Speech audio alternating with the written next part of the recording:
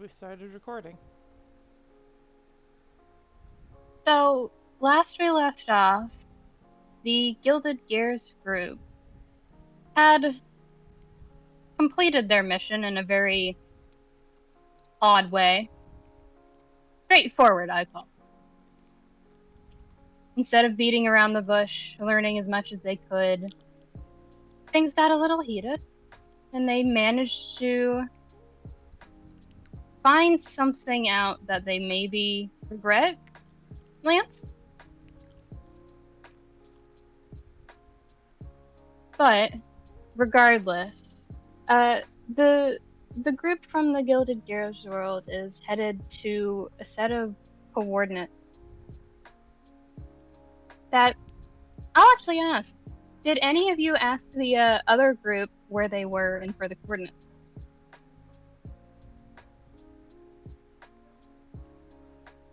If no one else would have, Lance definitely would have. Tsubasa probably would have asked Aster just out of concern of that. Where are you going? Tsubasa voice, where is my beloved idiot going? Please don't die. Yeah. Meg, where's your buddy? It's just for a little while.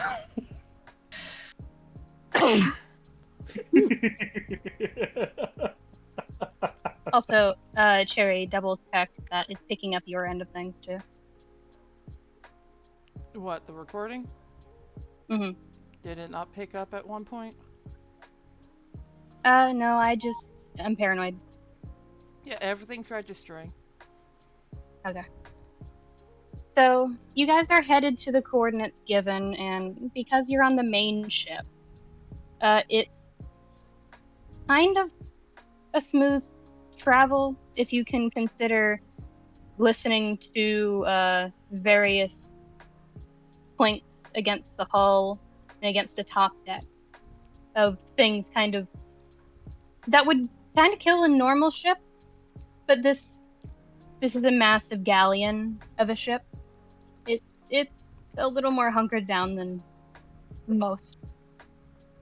So you're just traveling for the time being. It'll take a good few hours to get to where they are, and even Anna says that it might take longer or shorter. She's not sure where these coordinates are, but they seem close. She even implies that it's as if this place doesn't exist where they are. So she's having to navigate through logic. But she insists that it'll be okay, and she has it under control. And Helia, Tsubasa, Lance, what are you doing?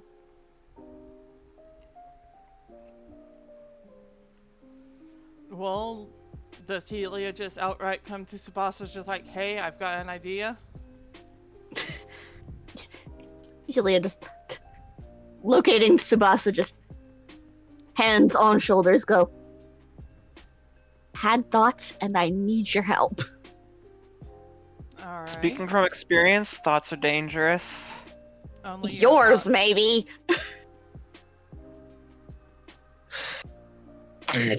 So sorry. It just popped out.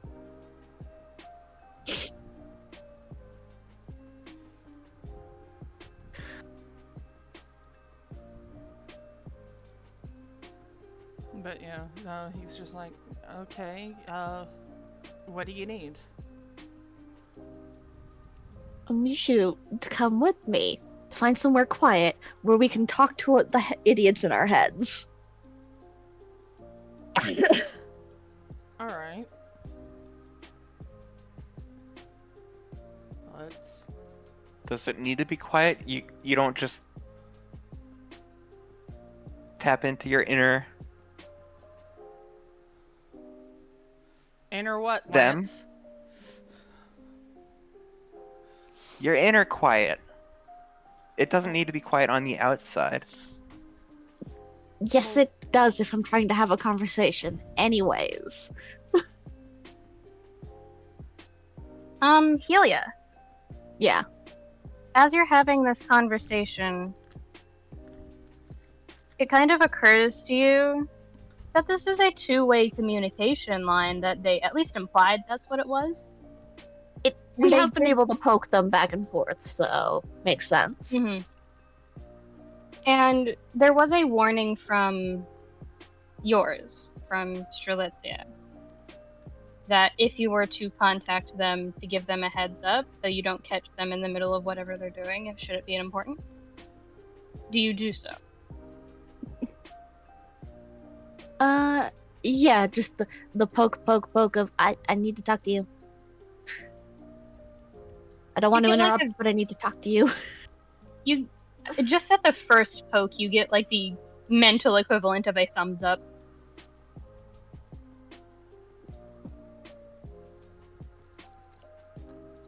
Like an Yay. acknowledgement, at least. Message seen. Yeah. Left on red. Damn. Not left on red, left on reacted. If Strelitzia knew how, she would give a heart emoji to the message. I know. She's adorable. I love my girl. But yeah, we go to a quiet place now. Yeah. Mhm. I imagine like one of our rooms on the ship would be good enough. Mhm. Yeah. So, there's no role necessary for this. I assume you take the time that you need without taking too much. Mhm. So, how does connecting to... I'll leave it up to you guys. How does it feel for both of you to connect to the siblings? Hmm.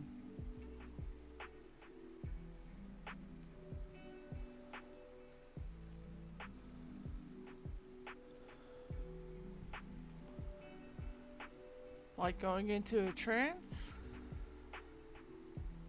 If that's how yours works.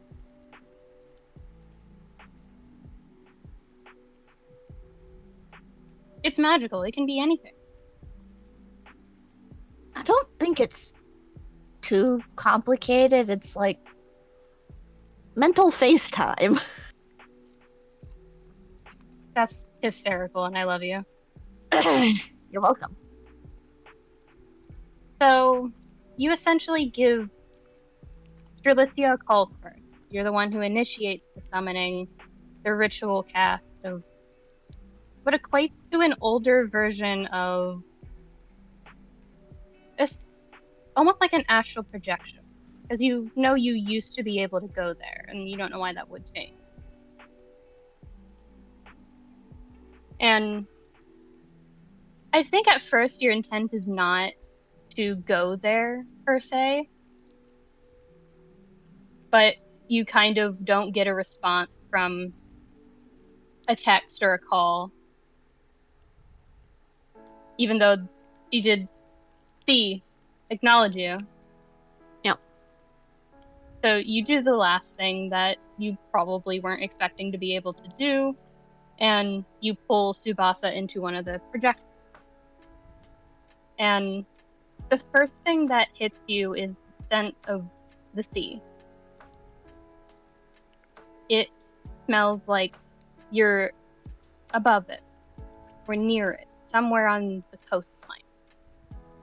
And you don't see anybody when you open your eyes. Aside from Helia, across from you is Lorium, as you had been told his name is.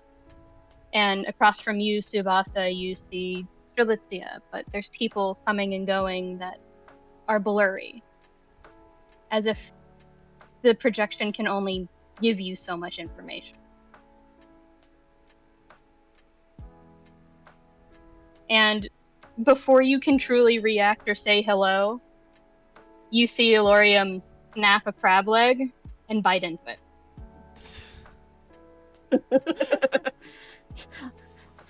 The amount of side eye Helia just did of what the fuck towards Tsubasa. Tsubasa just shrugs like, what do you expect me to do about it? The vibes of, I And- don't know, he's the one that lives in your head. You tell me. And Florium seems to finally notice you, as if there wasn't an indication that he would be seeing Tsubasa, and just looks between the two of you. Well, maybe I shouldn't have my mouth full. And he continues eating. I mean, that would probably be helpful. My brother, he's coming down from a work mania, and she nudges him in the side and is like, hey, it's necessary. These kids are getting on my ass. But what are you guys here for? As he finally swallows.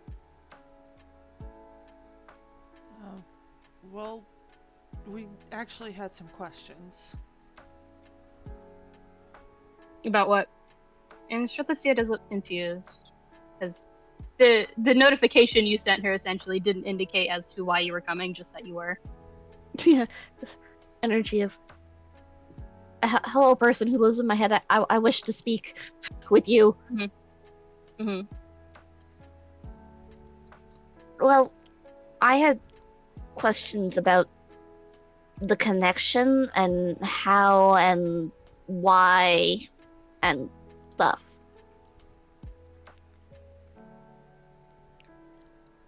Oh, I don't know anything really about that. That would be Lorium and Sold's thing. So you caught me while I grabbed my brother. And she laughed. Yeah, Helia gestures at Sue. It's like, I heard, sort of, that Lorium was one of the more technical people in your group, so I figured grabbing Sue would be a good idea. Yep. And Lorium kind of leans back in his chair, rests one arm across it, and just... I wouldn't call myself techie.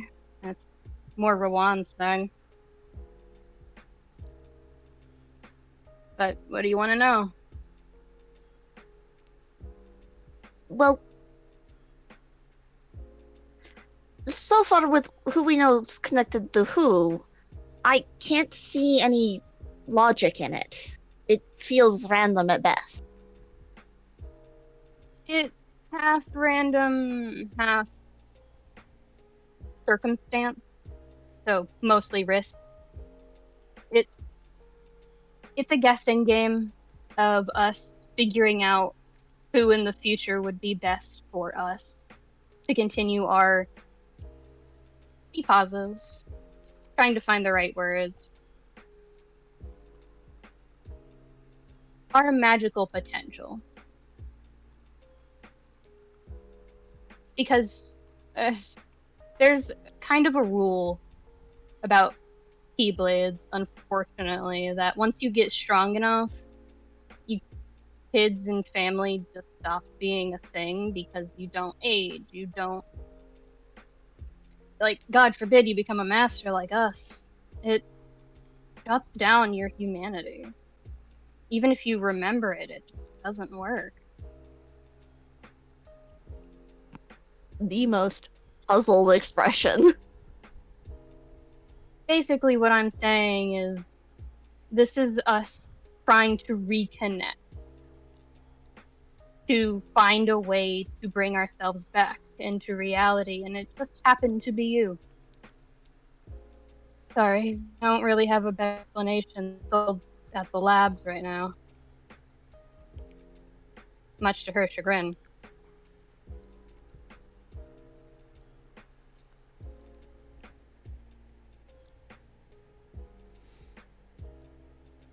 I know a lot of other things, just this, you're kinda right. It's mostly, in layman's terms, a shot in the dark. But why? They look at each other. What is both of your passive insights? 15? I'm pretty sure. If I remember correctly, it's 24 now. Mm-hmm. Affectionately, fuck you.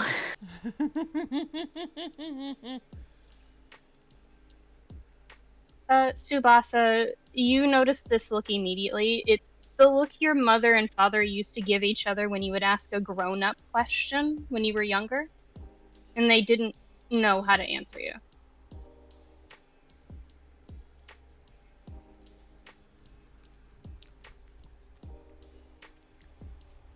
Is it that hard to answer? No, Felicia kind of sighs, her tone shifting from happy to see you to kind of tired. We received a prophecy the other day. 2 of them, actually.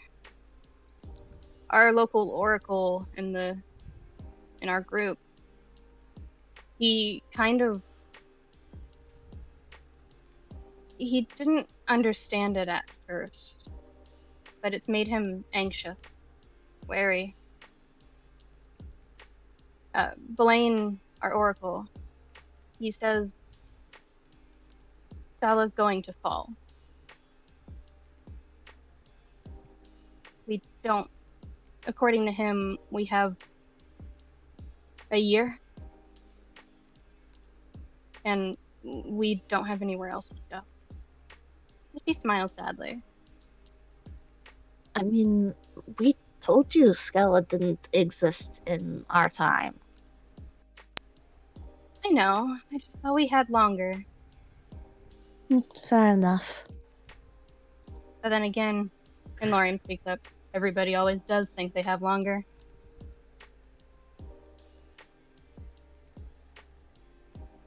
Maybe we could convince Ephemera to do what he did before, take a select few of us, run. But he might not do that again.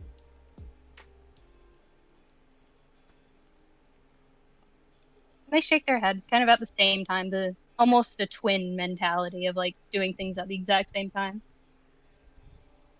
But what else do you have to question? This is kind of a sore topic.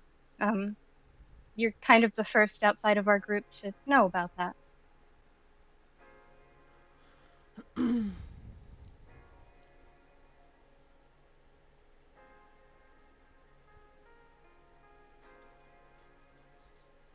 Well, I mean, you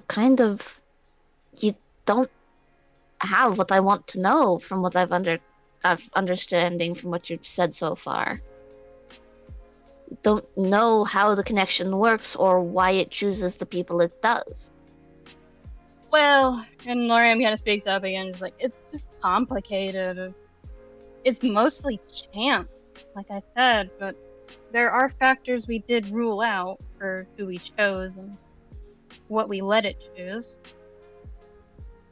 See, Okay. my one rule for anybody who it went to, my ability is, well, my potential to have my abilities.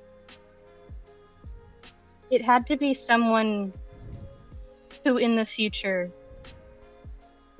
would make the worst call and understand that it was for the better of society. And I don't know what that rule is in scientific terms. I hit good and I hit fast. Looks at Tsubasa. Yeah, I suppose that does sort of make sense, even if, like, nudges his shoulder. Someone doesn't believe in himself. Well, hey, okay. We're not here to call me out. But it was presented the perfect opportunity. How could I not? He just makes a motion of you could have just hand with mouth closed thing. Knife cats. Well, as far as I understand it, I don't know a lot. I'm just a mentor for our prodigies. But it's sort of akin to, I chose mine based on the one, and she smiles at you when she says this, Helia. I chose my magical descendant based on the principle of who is capable of the most love.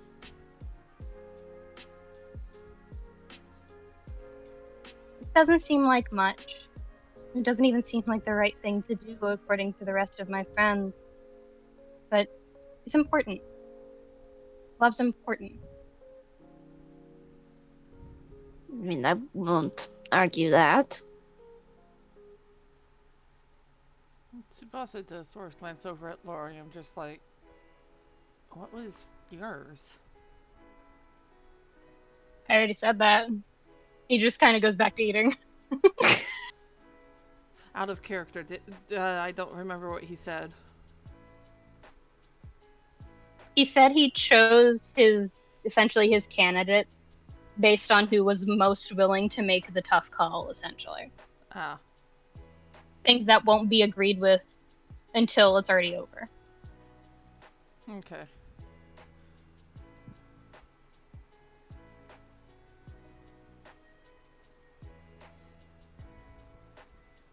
And he slides the plate of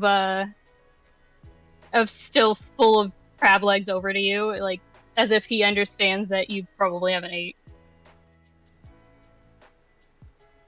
And you just like ate. Pause for a second. My headphones keep beeping. I'm going to do a thing real quick.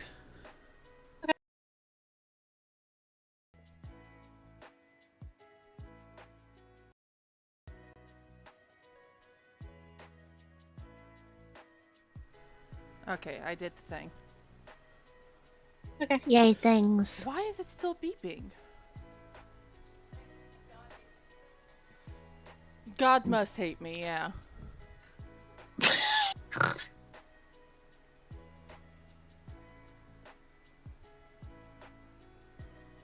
You gonna be good? I'm going to be good, yeah. So, do you have any specific questions for them, knowing what their candidacy rule was? And knowing that there's a prophecy that they basically don't have much more of a world left to save.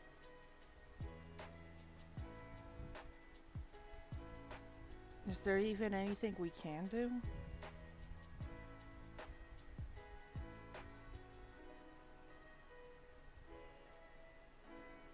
Is that in character? Yeah. They look at each other again. Lorium with like the deadpan look of someone who just put food into his mouth of like, don't get me to talk, I'm trying to eat. Like, and Strelitzia smile, looks at the two of you. I mean, I could always mentor you on the side, try and teach you a couple of things on how to use magic a little more effectively. I won't. I'm not supposed to, but I don't see another reason not to. I mean, that sounds like a good idea. I mean, I've never been great with magic, but it can't hurt to try. But What are you good at?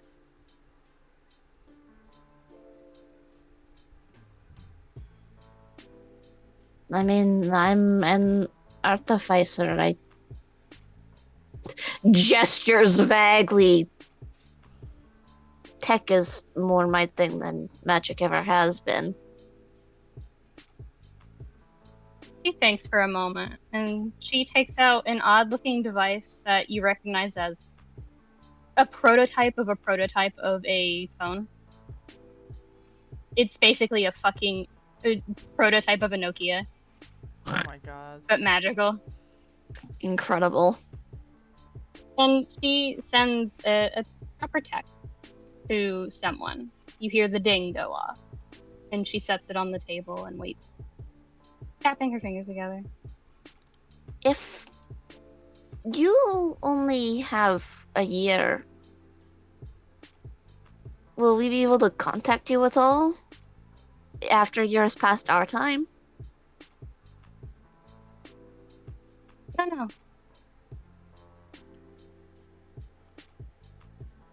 I'm sorry. This is all new to me. I could ask, Ephemera or Blaine. Maybe they'll know. I could ask one of my students, too. He's pretty good with technology.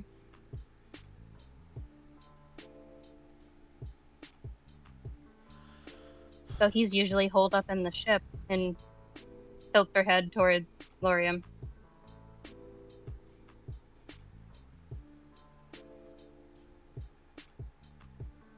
And then, after swallowing, finally, just, it's not my fault that they keep fucking up the gears. I just defaulted to giving them a magic proponent, right? So I have to keep up on it. Fucking kids. Thanks for a second.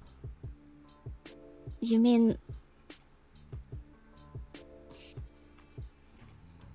Is it a whole group of people that... or kids, rather, that go to that ship? Yeah. They're our students. They're the prodigies. Ones chosen by the stars, like we were.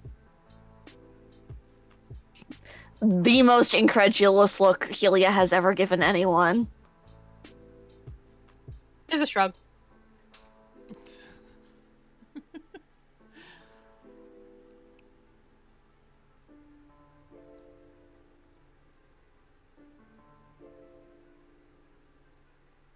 Oh, were you asking what their names were? Like from Lorium? I mean... Yes?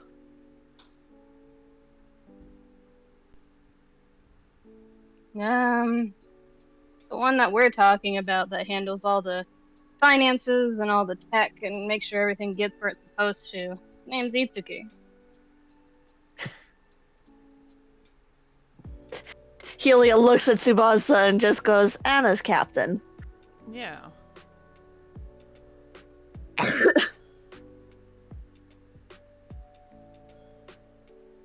Oh, so you found the ship.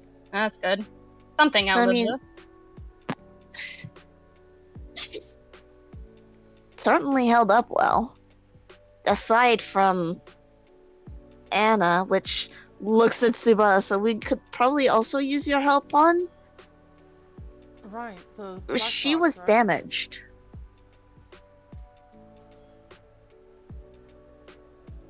Both of them look at you with like a start. Like almost confusion and worry. What do you mean it was damaged? Sorry, you said Anna. Is the ship a she? I mean, Technically? the AI chooses a sort of feminine form, so we've been defaulting to she most of the time. Yeah. Hmm. That means we programmed her, right? But what do you mean the black box damaged? The only person who has access to the black box, their engineer, Amadeus. Wince. Yeah, we There's a frown. don't know what happened. It was... Well, I wasn't there technically, but... I don't know, the black box was found in a damaged state, wasn't it? Mm-hmm. Anna doesn't recall what happened either.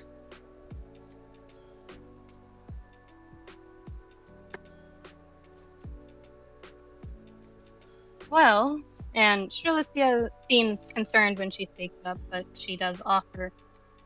The only thing I can think of is something happened between all of them and it made Amadeus lash out.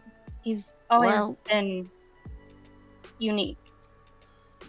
Well, looks at Tsubasa with the exasperated energy of, I don't care about these people quite enough to keep all their names straight. What's her name again? The White Queen? Yeah. Fuck. What's up? Trying to remember what her name is, but I think that memory has been expunged. Like, out of character wise. The White Queen.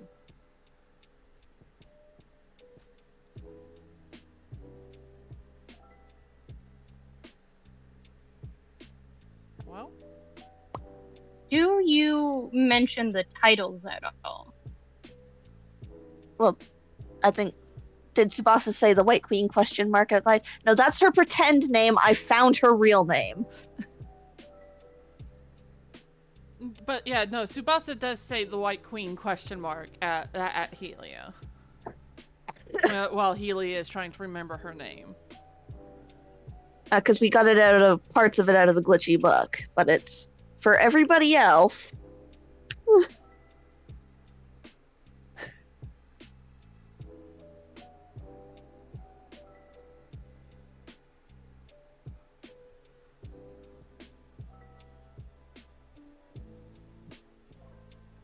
But you say the White Queen as you're trying to recall what her name was. What the one you learned it was supposed to be. Lorian shakes his head. There's no such thing as a White Queen. There is, in our time, I guess you could say. There shouldn't be. We know. That Well- would mean you have a new set of chosen heroes. Well, no, because Itsuki and Amadeus are still around, too. We're not sure about Itsuki yet, are we? No.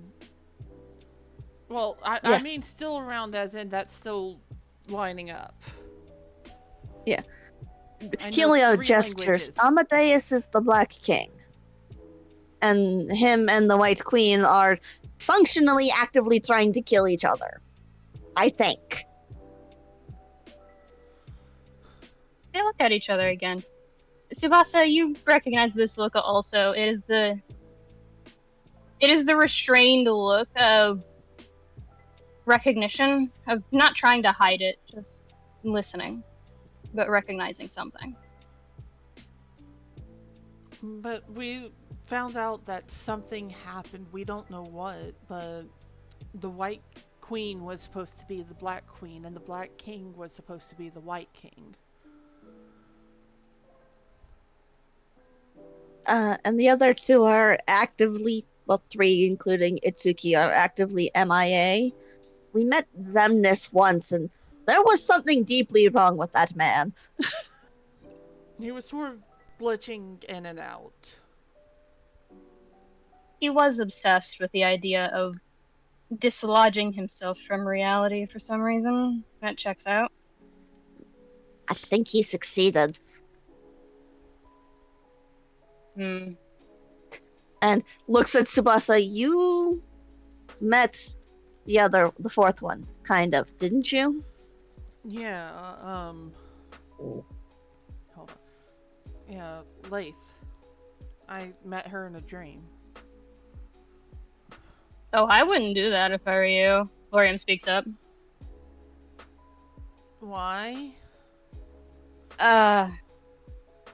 The heroes are a part of Blaine's problem. They caused the fall of Tala. And the 2 main proponents are... How should I say this? Well, easiest way to say it is the truth. Amadeus and his godforsaken girlfriend are the reason why it falls. At least that's what we've been told by Blaine, and he seems dead set on it. In my defense, I didn't choose to meet her. It just sort of happened. Yeah, because she's a dream weaver. She gets what she wants by implanting it into other people's psyche. It's a rare ability, but it's possible.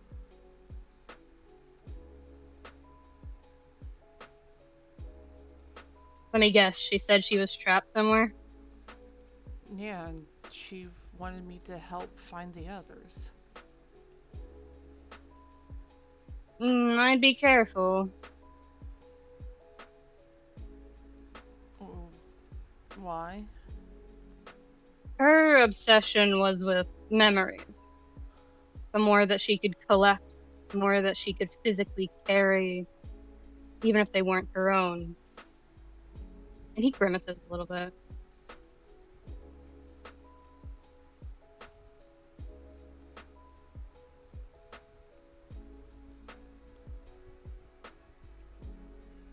Also, about the titles, you've gotten them mixed up.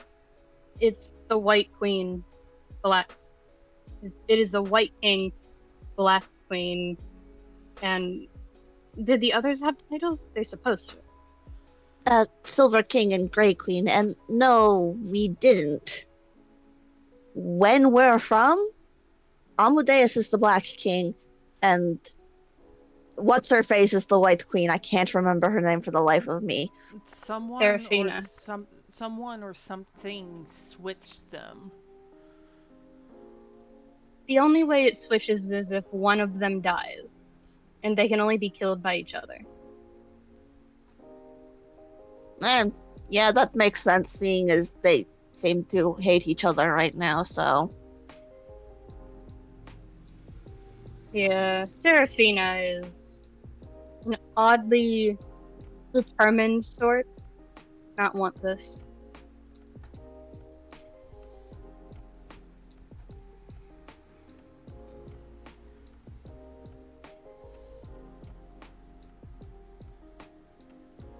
I do worry.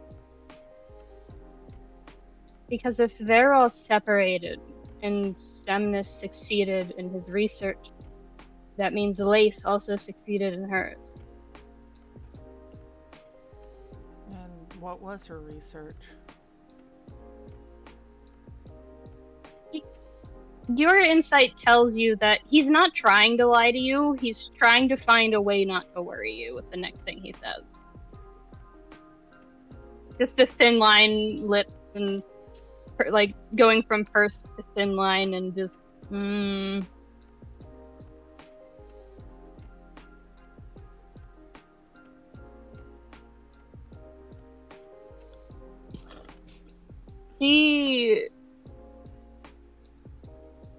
He was a direct descendant of a foreteller.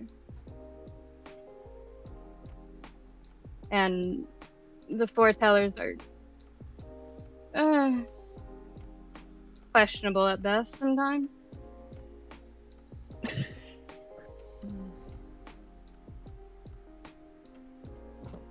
What I mean, myself from out of character comment. 1 second. No, go ahead. Say it. Questionable at best. Nia's right. Anyways, okay, I'm good now. They have to be somewhat respectful for like a half a second, because you guys are children to them.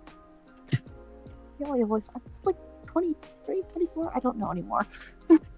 I forget how old she is. But he does finally sigh and go, she had her research dabbling very heavily into whether or not she could collectively warp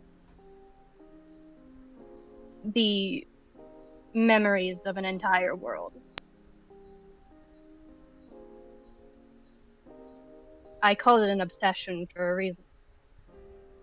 Yeah, that's fucked up. Just a little. Yeah. Have you guys ran into any situations where your memories didn't line up?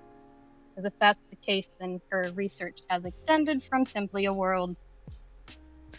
Well, I mean, unless she managed to also warp reality itself, I don't think so.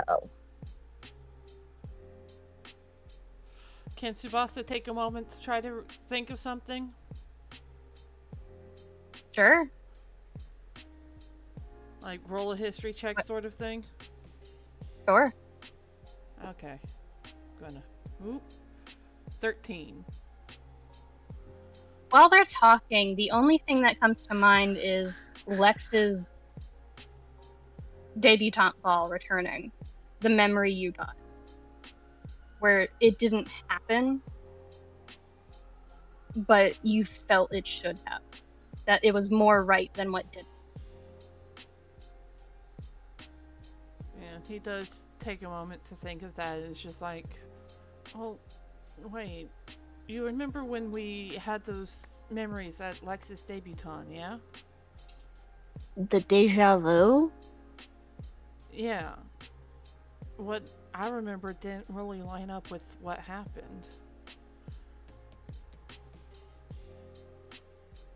I mean, for me, it felt more like it was, remembering something that had happened before, the loop. Well, I mean, yeah, how... words... I guess I should say how it should have happened.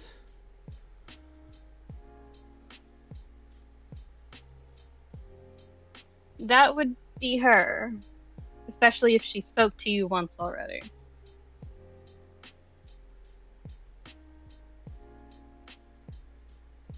Well, that's slightly concerning. It was one of the source of many late night arguments that I overheard between Itsuki, Amadeus, and Leif. I thought they would get over it, but it doesn't seem like they did.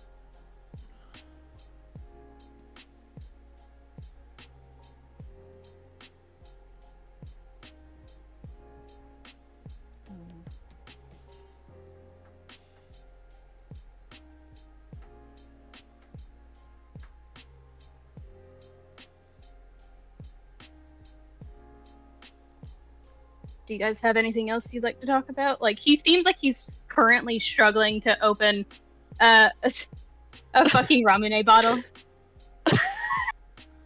Brother. The struggle is real.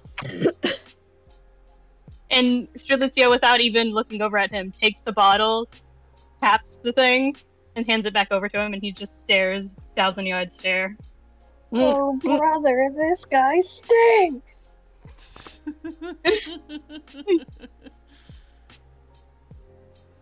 Someone get him some Pocky. Lorium would, okay? I believe it. It's on theme. I can't. He's not a weeb, he just has appreciation for the arts. Of course. But I can't think of any other questions or topics at the moment.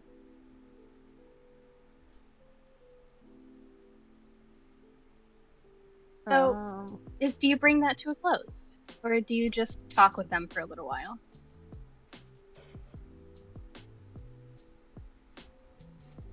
Tsubasa would be willing to talk with them for a little while.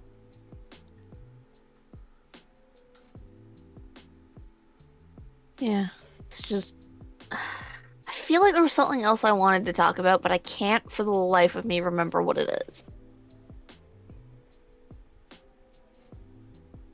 Was it something that we talked about? No. All right. That's all I had to help.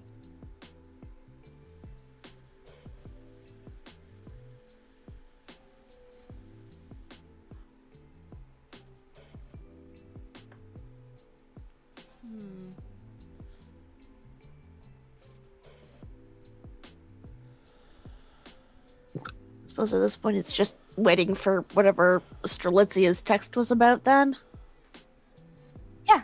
It hasn't gotten a response back yet, for some reason. So you're unsure if it was a text or just an alert? You're not sure. You can ask. I mean, you said we saw her send a message. So, it's just like, it is rude to pry about other people's phones, but also, like, we're clearly waiting for something here, and we'll not chit-chat, Mm-hmm. I'm just imagining Tsubasa picking up one of the crab legs and immediately struggling with it.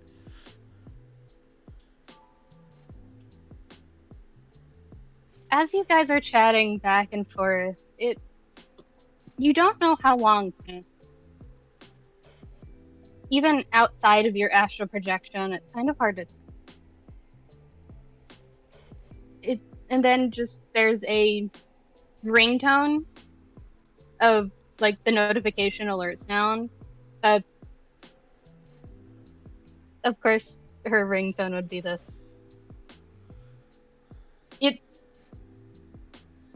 It's a very deep voice going, "Yeah, bitch." Incredible.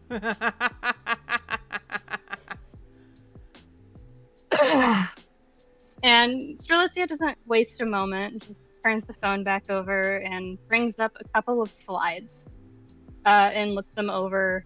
He goes, "Hey, that's a lot. I don't understand a word on this page.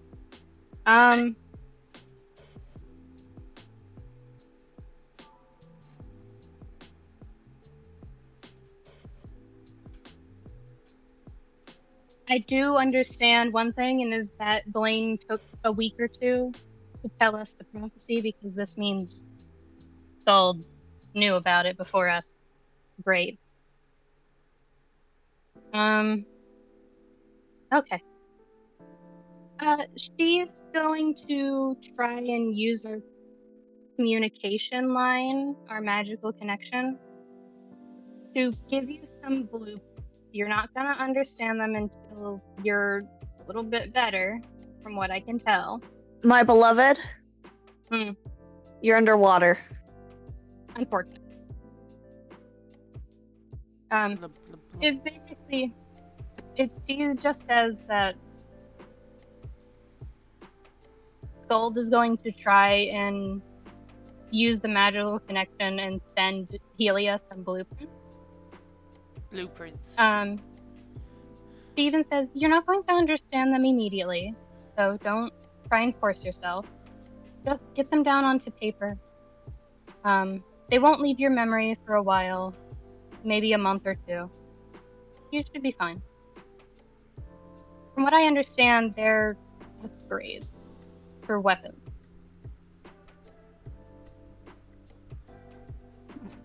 Again, the most baffled expression.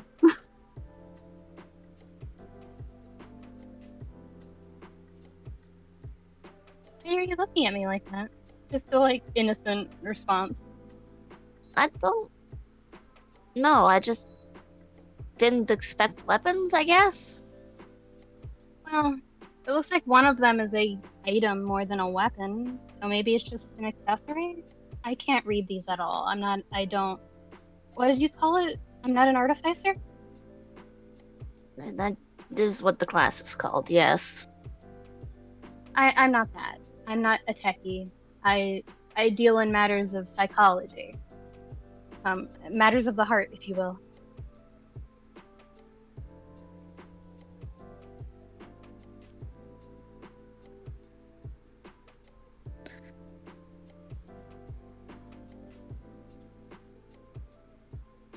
Like, cheek puff. Alright.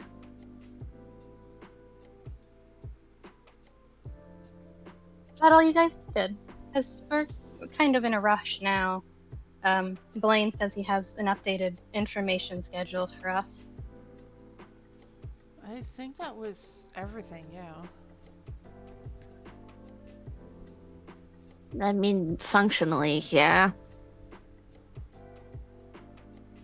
Disappointed energy, Tsubasa can feel it.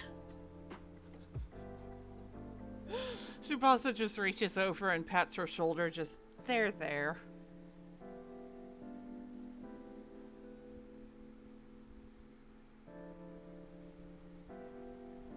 And Strelitzia stands up and goes, This might come across a little odd, but whatever you're facing, don't do it alone.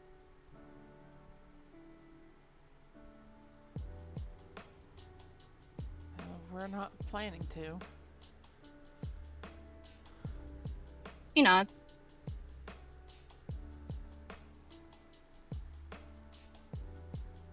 Doesn't say anything, just nods.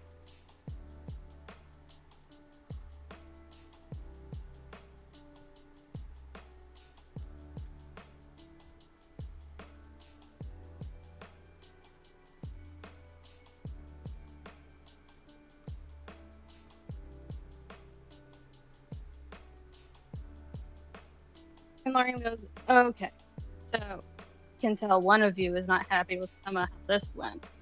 So I'm gonna head out and go get some information from the other idiot, and I guess I can see if Ephemera wants to talk to your guy. He's busy, so We still appreciate it. yeah. I mean, without it, we kind of fade into nothing. So.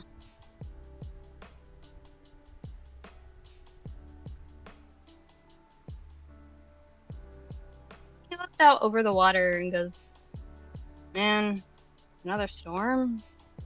They're getting more frequent. And it's a completely sunny day outside. Tsubasa still looks in the direction he looks in, just like, what sort of storm? Not sure. Well, you guys should get going.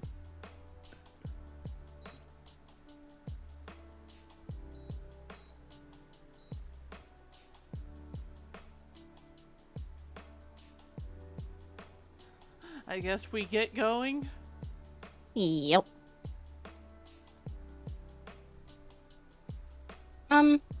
You get back to the ship. It is kind of dark. Like, not in the sense that it's nighttime, it's space, it's always nighttime. But in the sense that you seem to have reached your destination and Anna is in you guys' faces. I've been calling for 30 minutes? Sorry. You're fine.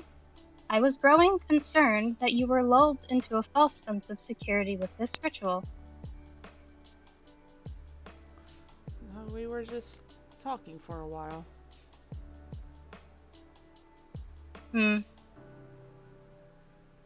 Looks at Helia.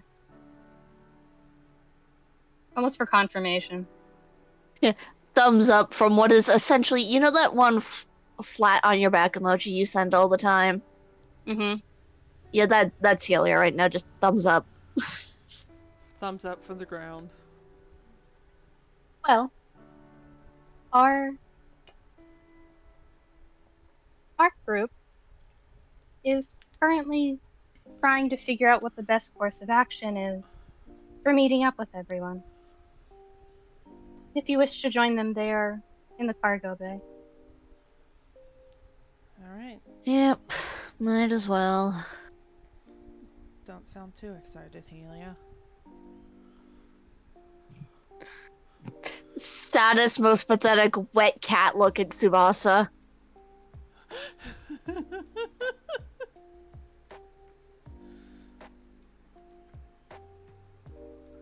Yeah, they go. Tsubasa goes to the cargo bay at least. Helia is falling, just, you know, jangles miserably, you know? You feel me? Yeah. So, Lance. Mm-hmm. What has Lance's first reaction been to seeing the druei manor from a distance?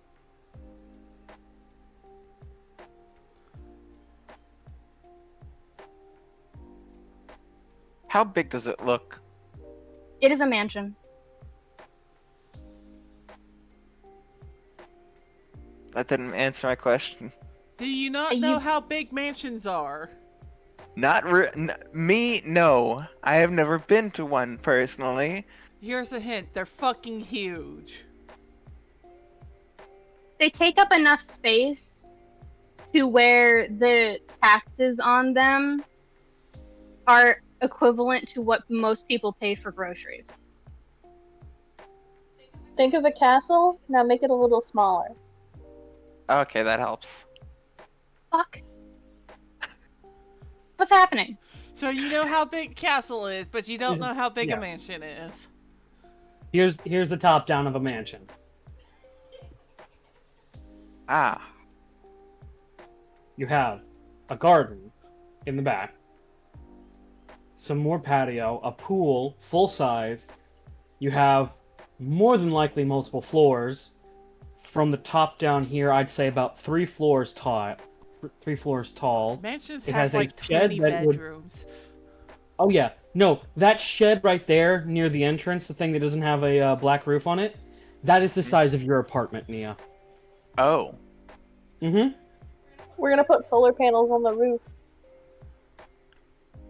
Okay, So so for the other group, while this has all been happening, and it's been like hours, for them. Back for you guys.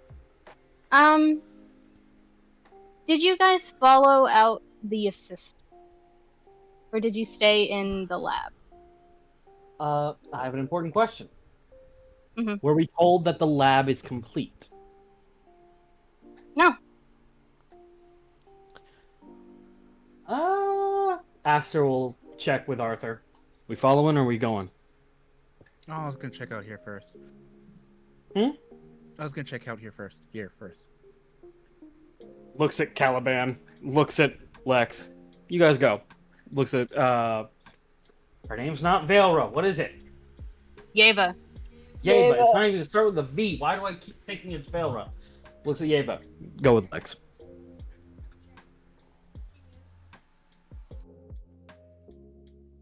Okay.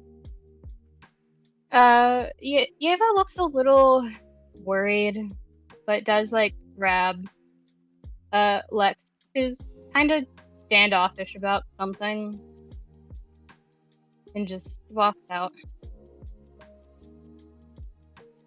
Caliban, what are you doing?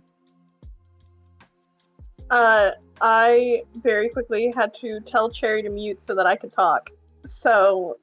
But you're not being picked up on my phone. You are. I am. I can hear myself. I can't hear you on Cherry's side. Well, yeah, Cherry's muted right now. Fair enough. Okay. I believe the plan, what Aster had initiated, was that I follow Arthur. No, who's Caliban, Lex, and Yeva go up. Arthur and Aster just like vibe here. Okay, yeah. Then I'll go up. Okay, we'll start with Aster and Arthur then. I'll put up the lab map right now. The big map. Mm-hmm. You're at the bottom. Yeah. Hey, real quick. Since it's just us, Aster's form completely changes back to the one he's comfortable with. This and... You can't delete me.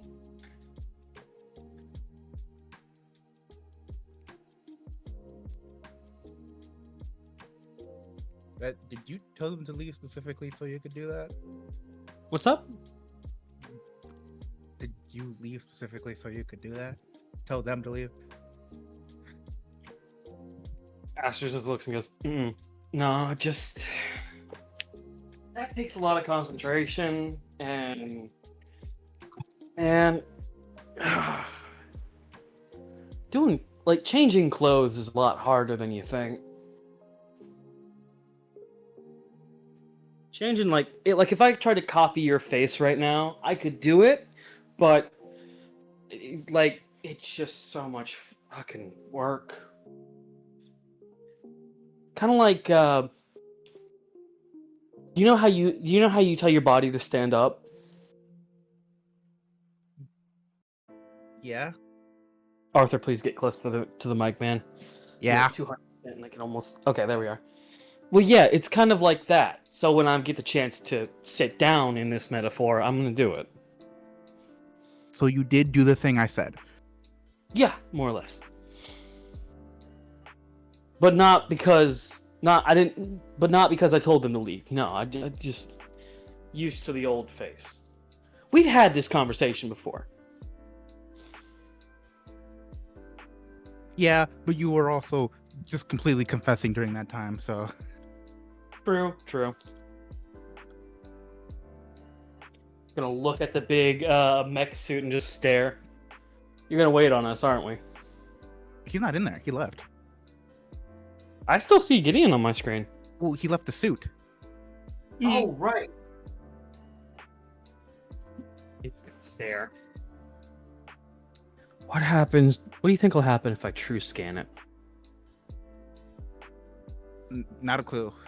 Not a clue. Fair enough. You can try. Well, you've been doing it a lot recently, so. But yeah, it's a fun trick. So, what do you want to check out first? When they first saw the map, did it have names on the places? It did not initially. The places that you have visited do have names. Okay. Did you, while you were running around, well, sneaking around, did you see any place interesting, Aster? Technically, I was not sneaking around. I was full on bolting around. And he points to where he ran. Big ass crystal ball in the center of a room. And then to like the left of there, it's a hallway that leads to like several furnaces. And I do mean like several. A weird room with like a lot of electricity. I think it might be a forge room. And then straight up a Keyblade forge. That could be useful later. Been meaning to try something. Hey, real quick. Yeah. I know we don't talk about it, but since it's just you and me here, have you ever used your mirror form? No. I'm not even sure how that happens. You want me to explain how I did it? I guess, sure. Well, it's... Okay, here, it's easier to show than it is to tell. So I got my arm out, right? And he, like, holds out his arm. And I've come to, like, accept... Hey, Aster. Yeah, bud. Something not your mirror form, just bonk on your hand. His hand goes down, he goes... Raises his hand back up. Kind of like a toddler playing one-sided patty cake. Arthur, could you touch my hand the next time it raises up? I want to see if you feel this. Ready? Okay. On 3. 1, 2, 3. Both their hands in the same place. You do feel this, and it's like a static shock for you. Oh, I love that show. That was a good show. I like Richie. He was funny. And then, almost like a startled cat, you hear it, and something runs a little bit. Who was that? Hey, you know what? Did we hear where it was at? It was right next to Arthur. Hey, guess what? He's gonna hold out his hand again, and kind of just like, I've been thinking about this, the same way that he would summon something, a shadow just in that area. So, Arthur, it's like you're kind of being... It's like you're standing right next to a Tesla coil. One of the ones that are like in science fairs and stuff like that, where it doesn't hurt, it just... Everything's buzzing. Aster, because you've actually summoned and used the full extent of your mirror form, you're staring at that same full darkness entity, skittish and afraid and uncertain, just leaning over his shoulder, clinging to him. Hey, Arthur. Yeah.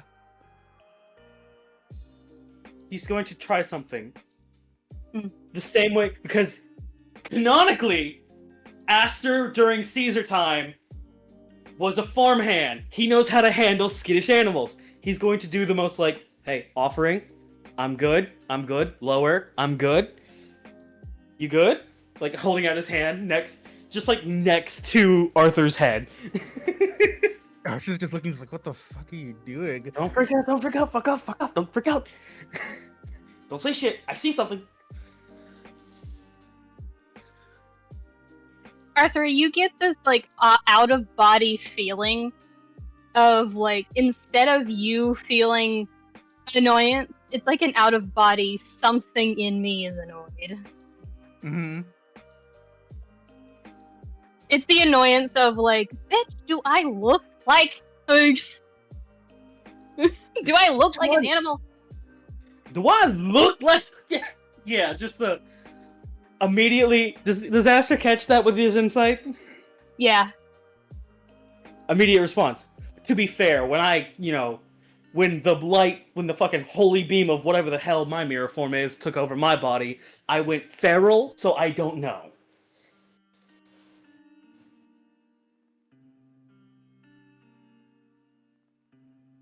Well, I don't. Oh, by the way, Arthur, your mirror form's clinging onto your shoulder. Oh, okay. So, do we do anything from here? I don't fucking know, man! It kind of, Aster, you watch it kind of detach from Arthur's shoulders, like clinging to it like a restless cat, and just kind of slinks back into the shadow and stares at you for a second, then at your shadow. Oh, do you want... And like he motions to... Okay, hold on. And he looks at Arthur. So, I give up my place, essentially. The way I do it is I'm aware that I'm a placeholder. 2 portions, 1 body. You get that from the trauma of finding out you're a stitched together person. It's really shitty. Don't do it that way. You gotta learn. After you hear, no, I'm being clung to because of the fact that we're in Mordred's house. God damn it. And then you feel both of them disappear physically for a second. Hey, guess what? He immediately starts the thing that he normally does to let it take form, and he's like, get your fucking ass back here. You get the feeling of, I'm busy. And for the time being, despite what you have done, which is a good thing, I'll say that, both of you have, whether you like it or not, have a little bit of a bond moment with your mirror forms. So you acknowledge them. Congratulations. You now understand that they are full, actualized people. We're connected to a parent. Wait a minute. Yo, and like he starts tapping Arthur, and like that the best friend moment of like, yo.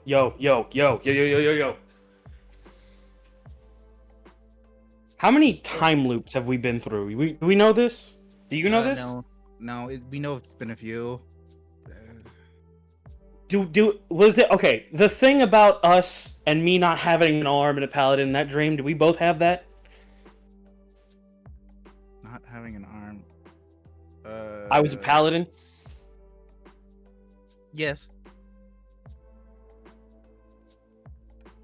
Sleeping world. Things that are resting now. I'm not a paladin no more. Light, darkness, light, and like he's motioning to himself as he says the light and the dark. And he's like, maybe. That could have been one of the time loops. But that would also imply that. Wait, our mirror forms are dude. How do our mirror forms retain? And if they're they're mirror forms, right? By term. And he's gonna start walking like away. Like just start walking over here. They're mirror forms, aren't they? So they're like mirror images? Yeah, I guess by definition. So me being, darkness being and my mirror form being light, wouldn't that mean my mirror form would be darkness in a prior time loop?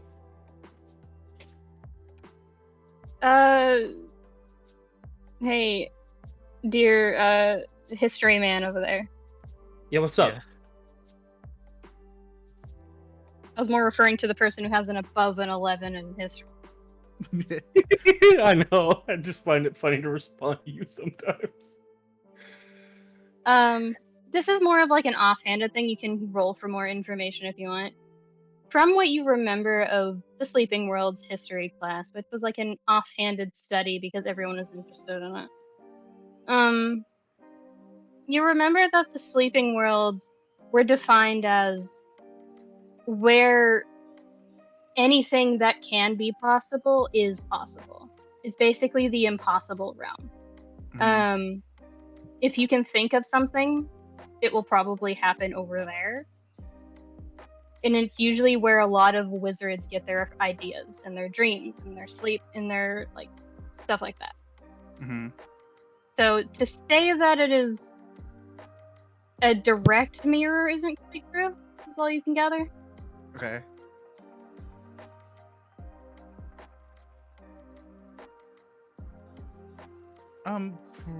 From what I know, it's not exactly entirely a mirror. Like a funhouse one, or are we talking not exactly like a mirror, like a one-way mirror? No, I don't think one way. I think you would be closer to a funhouse, but like slightly, like something's Yeah, it off. makes. You can't tell. Like if you're in Well, a I vivid, think lucid dream. No, not. affectionately, my friend. Affectionately, you're a fucking lighthouse of light. Yours being shadows makes sense. Well, fuck. Map.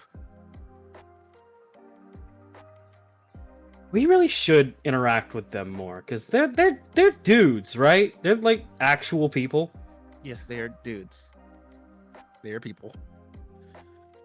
We should make sure that they don't hate us, because, again, right, hand raised, went feral. Very lucky that I was able to control the feral to one target. Where are you going? Oh, I found a weird door that I was about to open, and then we got called, so I want to check that out first. Oh, okay. It was locked, so...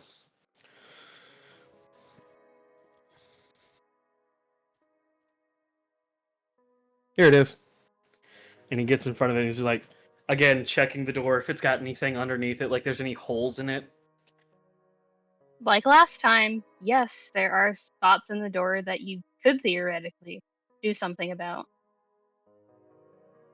He's just gonna kind of kneel down. Hey, bud.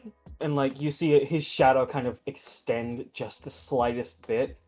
And he's going to 8 mana down the drain. Fuck, I need to find my old mana total. What was it last time? Was it like 152 or 150, 149 or something? I think it was like 148, 149. Yeah, we'll put 148. Minus 8 mana, summon Lesser Heartless. He's just gonna summon an imp. Mm-hmm. Yo! Like, wave at him. Hey, little dude! You get the lizard blink. Can you check the other side of this door? I'll give you a treat. And he uses his darkness to try to, like... You watch him mold something in his hand, essentially. Form a little plum. The Lesser Heartless kind of looks at the door, and then back at you. At the door. Looks at where it could theoretically fit through. Looks down the hall to the statue. Don't you worry about the statue.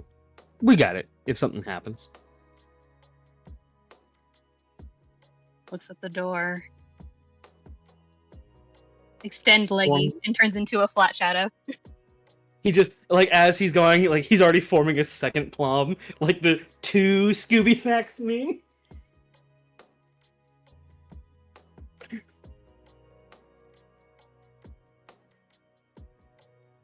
And Looks at Arthur. it looks like it slides under the door, and then you feel it pop back up in front of the door. Right. Like, on the other side. And it just... Much like the gif that was sent in chat of the lizard hitting the button, is just repeatedly trying to hit the doorknob to make it open. What if? Let me see. Let me try. I probably should have summoned something with longer arms, but you got a stick on you. Like he just turns to Arthur, Get out of the way. Let me try. That's a real cackle from Aster. Just the. First, he's gonna check if the thing is trapped or trapped adjacent. There's a trap on it. Cool. You know Is that he from able- being a rogue. Cool. Is he able to disarm the trap from here? Roll investigation for me. Damn, I don't want to look at that.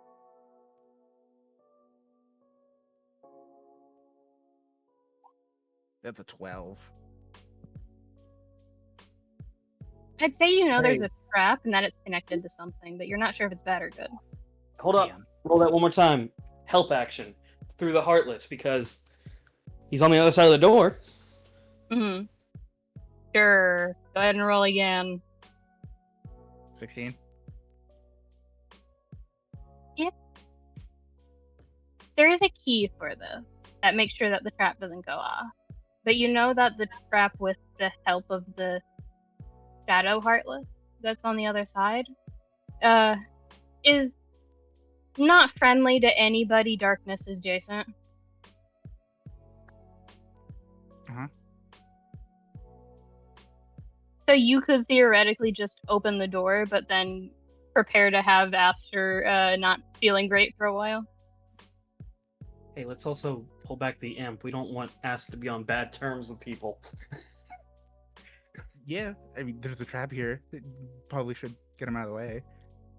He's going to desummon the Heartless and drop plums in his shadow. The two little dark plums in his shadow is like, here you go. I made promises. Minecraft chewing noises, anyway. If I were to roll sleight of hand and I get high enough, would I be able to open this door without setting off that trap? You can try. Cool. Hey, DM? Mm-hmm. The minute Arthur is like, this trap is probably not gonna be good for you, Aster's just gonna silently walk the fuck off. Aaron Irish goodbye style to a place where he's probably safe from an explosion. Mm-hmm. 27. Hey, Did Cayde, you blow up? Yeah. you met the DC. Nice. Oh my god!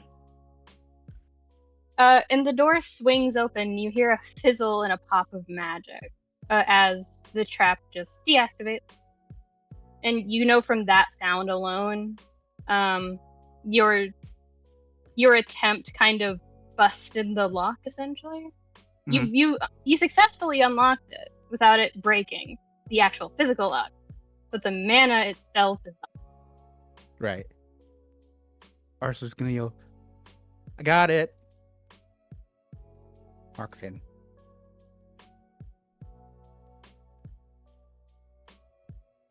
This looks like a study of some kind. You kind of look around with how you perceive the world around you, and it just. The first thing that catches your eye is a book across the room. It looks old and weathered, and yet it looks completely brand new. It looks like it was refurbished before whoever was here left. Almost like it was rebound. Does the cover have any, like a title or even just like a insignia or any kind of, you know? Roll history for me. As you're rolling One that, more Arthur, you just time. hear, hey, is Nice. it safe? You recognize this symbol very easily.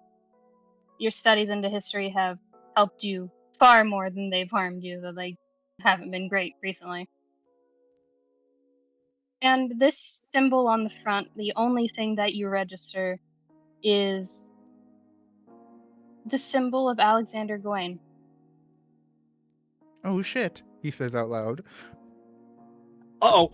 Like, Aster immediately comes over, and it's one of the few times he's ever done something without warning Arthur. He just full-on grabs him, and it's like that motion of, like, foot on the desk, about to rip him away. Like, you don't say that! Oh, it's a book, okay. Yeah, it's a You book. fucker.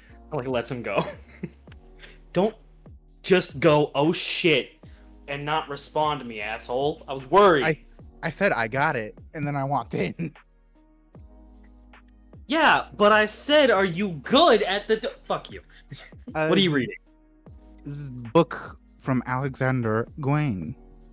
Oh, shit. For real, for real? For real, for real. Opens the book. Hey, book nerd, do I recognize if this shit's real? It is. Hey, All guess of what? the signatures dated on the pages are from Alexander and from Tristan and from Mordred and from Guinevere. You recognize these signatures. They're dated, but they're genuine. And it's a family photo album. Oh shit, family. Aster's just gonna look at it and go, hey dude, should we call Yeah. Market to mark it down, or should we just take the book with us? I mean, it'll be here. If we do this, it'll be here when we get back. It's not going anywhere. Yeah, can Aster see where the picture is in the book? Like with Alexander Gawain and his family? Specifically It's one of one the first- with... Yeah, one with Gwen and Celine. It's one of the first ones. This looks like it was started around the time that Gwen was. Alright. He's just going to kind of lift that picture out and put it in like his little travel bag.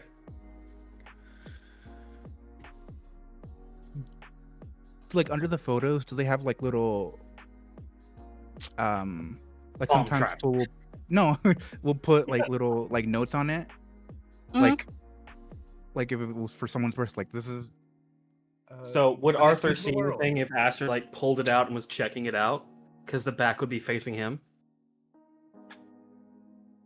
No, it's more along the lines of the notes are written underneath, is what I'm being asked. Yeah. Yeah. Some of them. Some of them have notes on them, like her first birthday. This weird kid she met when she was really young, this book nerd, and then realizing, oh shit, this, and then having the side note of Mordred. You can hear the tone. Mordred! Wait, is it from Alexander or Tristan? Tristan. Mordred! The What? original note was from Alexander saying that Gwen met a weird book kid, like someone who's interested in books. And then the secondary note is from Tristan writing in it, Mordred!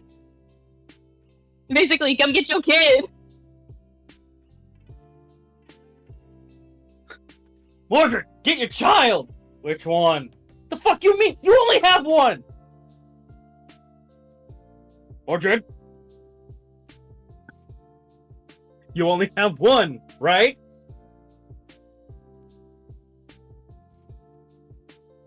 That's good. I like that. Don't give me prophecy over that. I will give him another kid. You did! Gil! Motherfucker! That's a Lancelot! Doesn't mean he can't be adopted! Look at the high winds! That's fine. That's whatever. Regardless, yes, there are a couple of signatures and notes and titles and dates like that, but not for all of them. Uh-huh.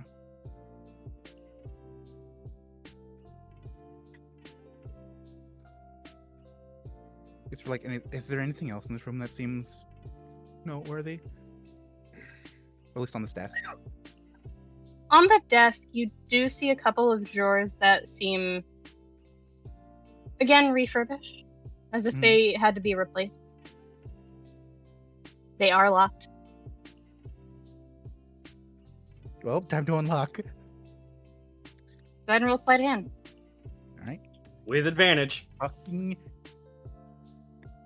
Hey, with advantage. Giving you the help action. Oh, It's a two Are nat you one. That is- kidding me? Damn. Oh no. Hey. hey, Arthur.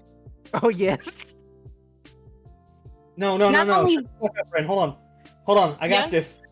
Yeah?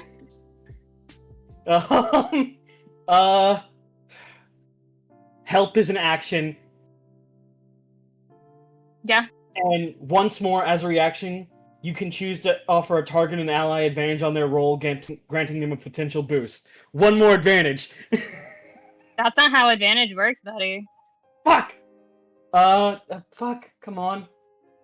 God damn you, don't be this, don't let this be how Aster and Arthur die. Fuck! Bam! I didn't say anything bad was gonna happen. You didn't let me talk. I know, I'm just trying to see if I can help in any way.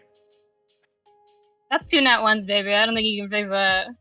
Oh no, I'm fucked. We're fucked. Yeah, fully. Hey, Arthur. Yeah. You take 20 points of psychic damage. And one of your tools, one of your lockpick breaks. 20 points of psychic. And you hear from the door to the room just Mordred's voice going, "What are you doing?" Opening a drawer. Yeah. You're breaking and entering. Get out. Could do it Does one more time. just Arthur hear this? No. It's for little Gwen. Well, she's not little anymore, but Miss Gwen is, like, I'm pretty sure a godmother to me. Alexander's daughter. We're trying to find some stuff to, show her that we found this place and that it's still intact. Is that still breaking and entering if we got permission? You don't get a response. Sorry. Cool, I'm doing it again. Don't. Go ahead and try. No, absolutely. Bullshit. No, he doesn't. Aster immediately is gonna just, start pulling it back. Don't piss him off. But what if I get it this time? If you're gonna try it, don't. Okay, hold on. First, stop. And, he's gonna stand between Arthur and the log. He's like, first, hold your horses. You holding them? Sure. What are you? In what sense of the word? You are a fucking lighthouse of pure illumination. Fucking point your finger like a flashlight, dude. Look at it before you try to pick it.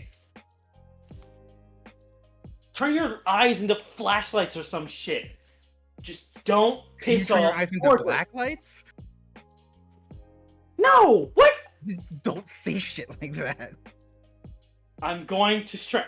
The King's Banner, the King's Banner, the King's Banner. I'm not gonna kill him. Maybe a little bit. I'm not gonna kill him forever. Okay, let's think about this logically. Are you 100,000% certain that I will not get physically hurt by Lex if I let you fucking do this? I mean, for the first time, no. Yeah, then we're not fucking doing that. He's trying to drag Arthur away. No, I mean that you won't get hurt, especially if I succeed.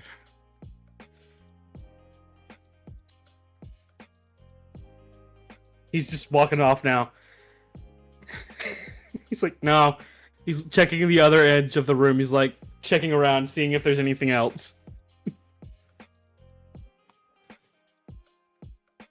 It's the roommate thing of It's a not dub an is at a one. dub. What? It's not an at one. But I still got the same result. How did you? Oh do yeah, that? it's because of Reliant Talent. Yeah. All right.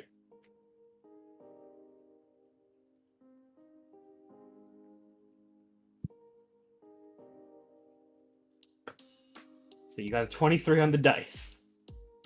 I'm considering Good. something. Alrighty.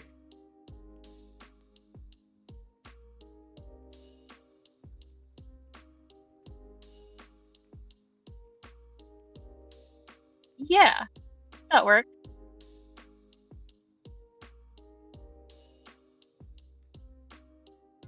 It pops open and there are 2 journals inside. One looks like a medicine journal and the other one looks kind of like a doctor's, like where they would prescribe medicine from. I found some doctor's notes. Hey, look at that! Aster's full attention. And he doesn't share why. Oh wow, Really? now you're interested. Yes. Okay.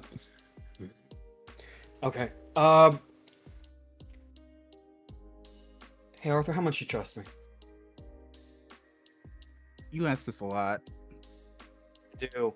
There's another room down the hall. Do you think you can check on that room as well? I guess, yeah. I'll have Market, make copies of the books so that we respect the fact that we're not taking them with us. And like he says, it's up in the air. You don't get a response. Okay, I guess I'll leave these with you. Don't die, by the way, the minute I let you out of my sight. And keep thinking about that mirror form. Try talking to him. I made a keyblade with mine, and that was pretty fun. Good bonding exercise. I'll keep that in mind. Is this the room he was talking about? Yes, that is the room he was talking about. Aster is going to... Hey, Ren? Mm-hmm.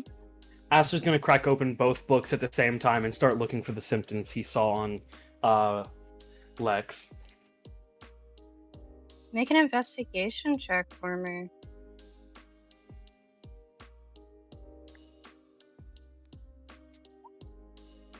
Shit, that's not good. Do I have anything that would let me try again, or...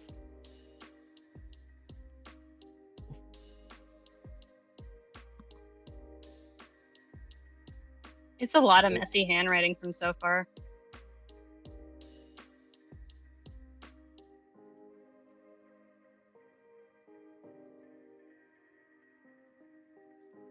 He's going to kind of just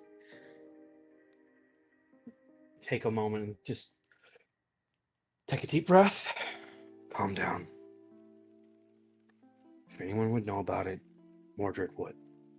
Or whoever these books are. Mordred would know what, as someone is leaning over your shoulder now. He doesn't react. My friend's sick.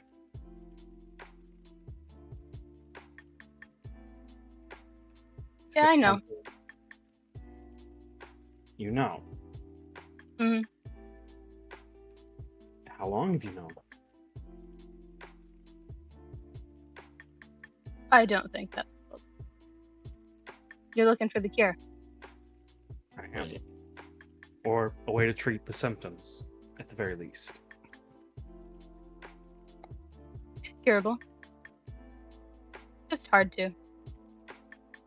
Well, if it was easy, it wouldn't be a herald thing, would it? It's not a herald thing. I didn't think as much.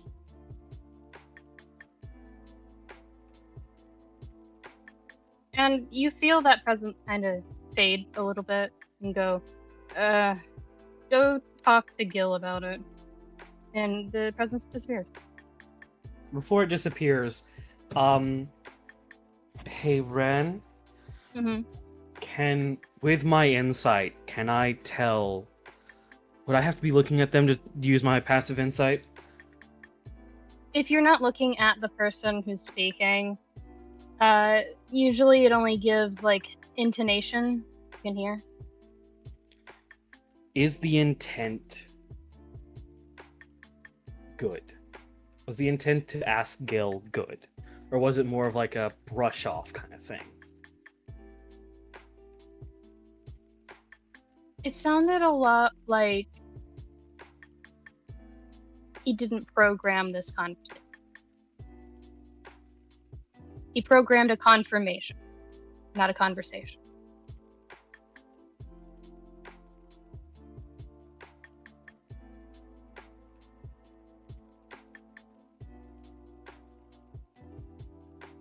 Biddy's still with Yeva, right? Mm-hmm. He'll take the time and kind of pull out his own journal and start copying down all the symptoms he can find, even through the messy handwriting, onto like a paper. Mm-hmm. And What would I need to roll to get as much as I can? You roll to do what? Basically, copy down a large number of the book as quick as I can. Would that be sleight of hand? Would that be performance? Roll performance for me. Follow-up question. Would it be medicine since it's a medical book? It's the No. same roll. Okay, cool. Dirty 20. It'll take you a little while, but you're doing it fast. Alright, that's what Aster's gonna do, since he doesn't want to let Arthur know that he's not summoned Market. Arthur, what are you doing? He just came into this room and see what's going on. That door was locked, wasn't it? Was it? It was. Oops. However, Oh. you walked Okay. in. Oh, okay.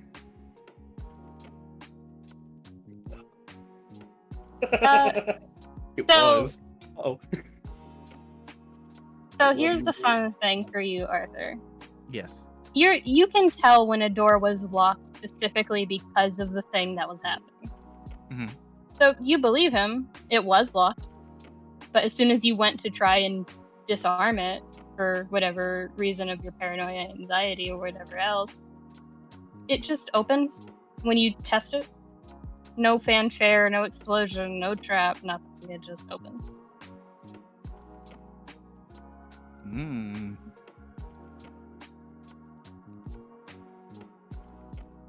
What do we have in here? What's your intelligence score? Uh, 5. Yeah. So you have a 20 or 21? Yeah, 20. It's archaic, but it looks kind of similar to a fabricator, like the ones you have on the ship, Mhm. but much larger, meant for bigger things.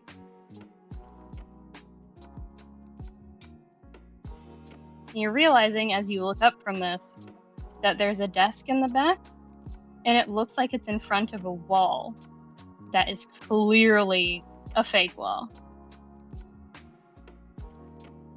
So this is supposed to be a secret area you have to unlock during being chased.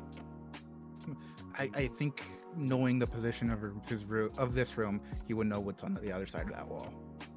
Mhm. Yeah. Is there anything on the desk?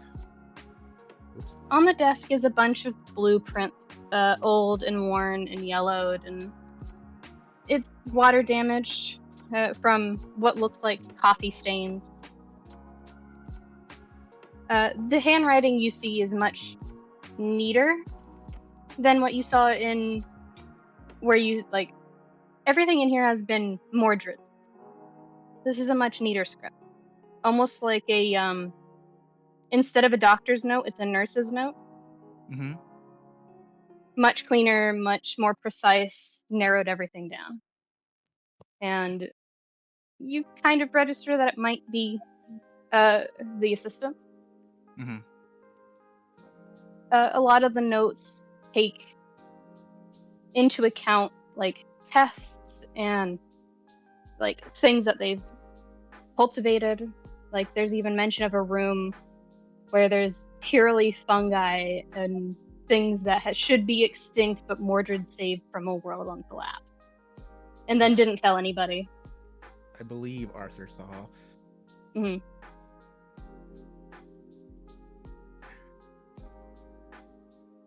It's mostly like a catalog. Mm-hmm.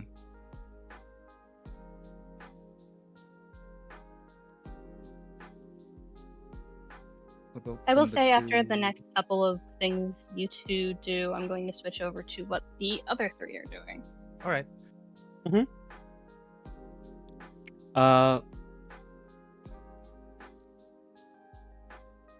Would you say enough time has passed that Aster's got down his notebook worth of stuff? I'd say so. walks to the door. You're not keeping secrets. You're not keeping secrets from them. You're just helping Lex. It's fine. It's fine. And he's gonna like just psych himself up before heading off. And then he gets How to the door. loud were you being? Me? How loud were you being? Mumble. Like a soft mumble. You'd have to be it'd have to be like against your ear to understand what he was actually saying. Okay.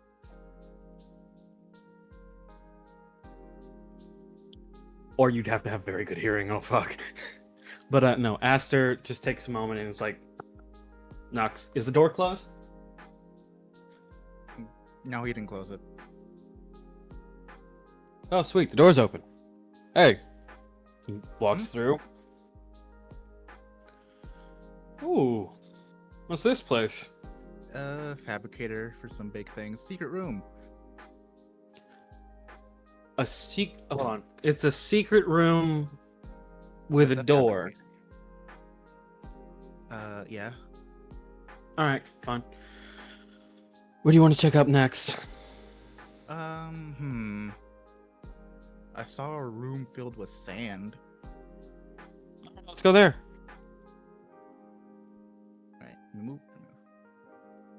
And as you guys are doing that, I'm going to go to Caliban with Lex and Yeva. Alright.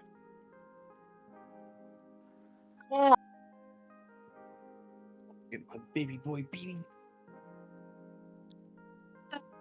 The three of you are, while that's happening, following after the assistant, who hasn't introduced himself to you guys yet, and is only headed to the kitchen as far as you remember. Yeah. And is just walks in, pivots to the left. Says, "You guys want anything? I can probably find it still," and just keeps walking.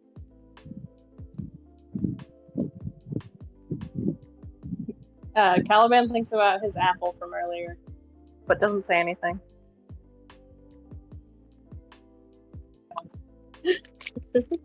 Lex does step out in front of you off to the side and just examines the room with kind of scrutinous gaze.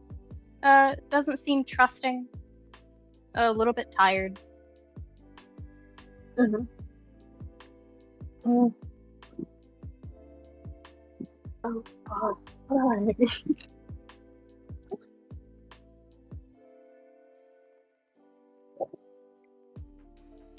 I think. Can I do 2 separate insights on Lex and Yeva? Go ahead. Cool.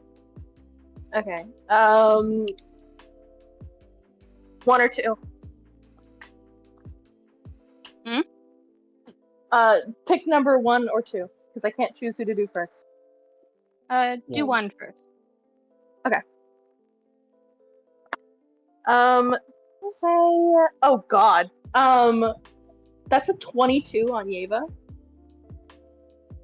Yeva is a little bit behind you, so you initially turn to kind of catch her in your periphery and then face her entirely. She is curious. She is wary. She's uncertain, and she looks anxious. Okay. It's the kind of the mix of emotions of I don't know why I'm here. The only reason I'm here is because one of my close friends and now my boss is asking me to do something. I don't know what's going on, but I'm, I guess, here, and she's uncomfortable about it. I'll do the Lex roll before I say anything, but noted. Okay. That is a 26 on Lex. He's guarded. He doesn't like the... It's very obvious that he doesn't like the way that things are going right now. Whatever he seems to be sensing or hearing or seeing or noticing is putting him on edge, and he doesn't seem very comfortable. But you get the sense that he's used to not being comfortable. Okay. I will ask, because I'm looking for it. Am I making them nervous or anxious? Or is it just this situation? It seems like it's just a situation. Lex has a natural wariness of anybody new, and Yeva seems more anxious about Lex than about you. Okay. I do the. I'm turned. Well, I think how I did it is I posed it as if I was just looking around the room. But I turned to look in Yeva's direction, and then I turned back into Lex's, and then I full circle back to Yeva. I kind of do a. You okay? Yeah, I'm all right. Just it's a lot to take in. Right. I've seen a lot of stuff, but this is still so particular. She nods.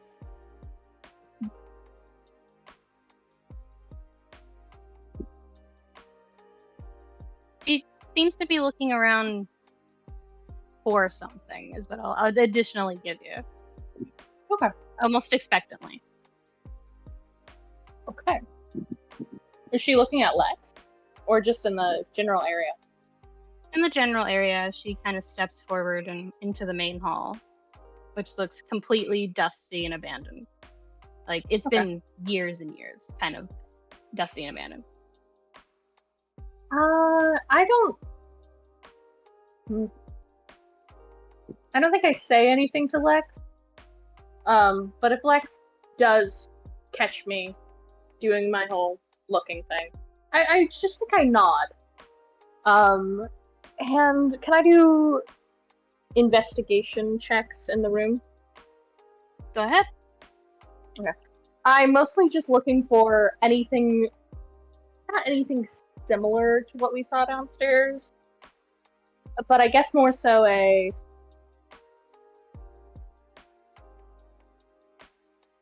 there are these damn pedestals, but there's I think I'm just sort of trying secrets. If that makes sense.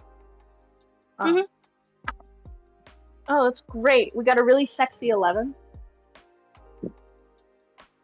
The first thing that catches your eye is the assistant looking mildly annoyed at where he had stopped. Because he didn't leave to another room. He's in front of a door that looks locked. Oh. And he looks mildly annoyed. And then he's grumbling under his breath. No key? I have the key. He changed the lock. Do you want me to break it? I was going to suggest someone does, because I don't have the strength to break down these doors. Okay. Can I try? He does step out of the way and you approach, kind of passing by Lex, who's definitely watching you now. Okay. Not in like a I don't trust you way, but more in the you passed by me and you're doing a thing for someone else way. Yeah. Please roll well. I got a 19. Yeah. Because of your strength modifier, and then also because this motherfucker has notoriously bad strength modifier. You just kind of, what do you do, actually? Because this is a very strong wooden door. It's a mansion-level door. I think I crush the doorknob a little bit and just pull out the mechanism that locks. And it kind of creaks open as a result. It jostles at first because, oh Jesus, you just did a thing. And it creaks open inward rather than towards you. And then the assistant walks up to you, pats you on the arm, because they're 5'6" out of the mech suit. God,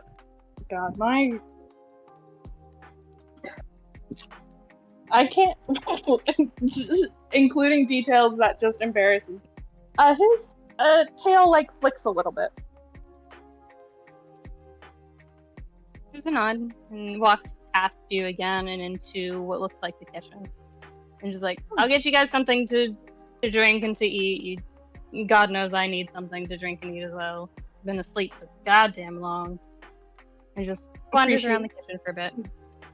Appreciated.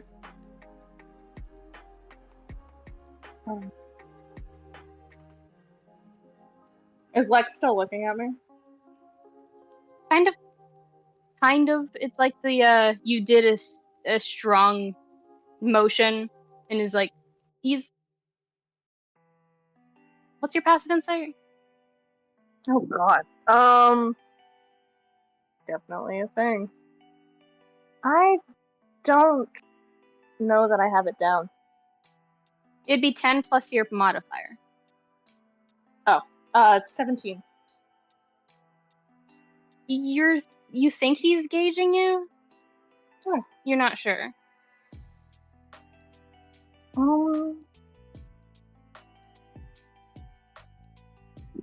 He hasn't said anything though. Yeah, I don't react much either, but I think there's like a little my head goes to the side a little bit as I look at Lex, and then I think I move on to what is Yeva fixated on?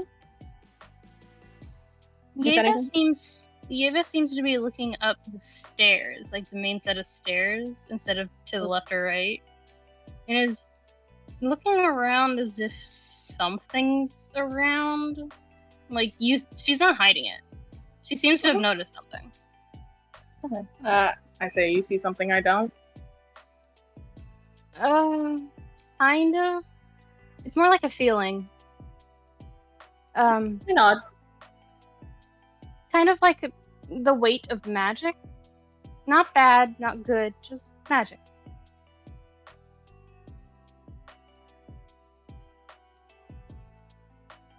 I do think from just the general energy of the place, I imagine it's just a big hotspot. That makes sense. Oh, that reminds me. And she jogs over to Lex and places a hand on his shoulder and goes, "You okay? If that's the case, this must kind of be hell for you." He shrugs it off and goes, "I've been in worse situations." Is it worse when you're inside? It's been bad since I got here. Okay. So you getting farther out won't do anything? No. Okay.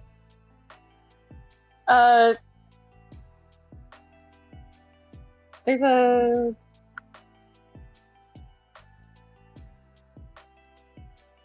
little disgruntled reaction to it. But Caliban doesn't have context for what's going on. But just sort of processes, bad. Can we stop the bad? No. Okay. Fuck.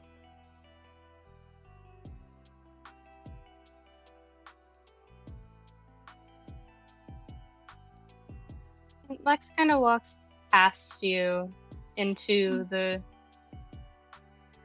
kind of brushing past you in that sense of he's not hostile, but he doesn't seem like he's in a good mood kind of response.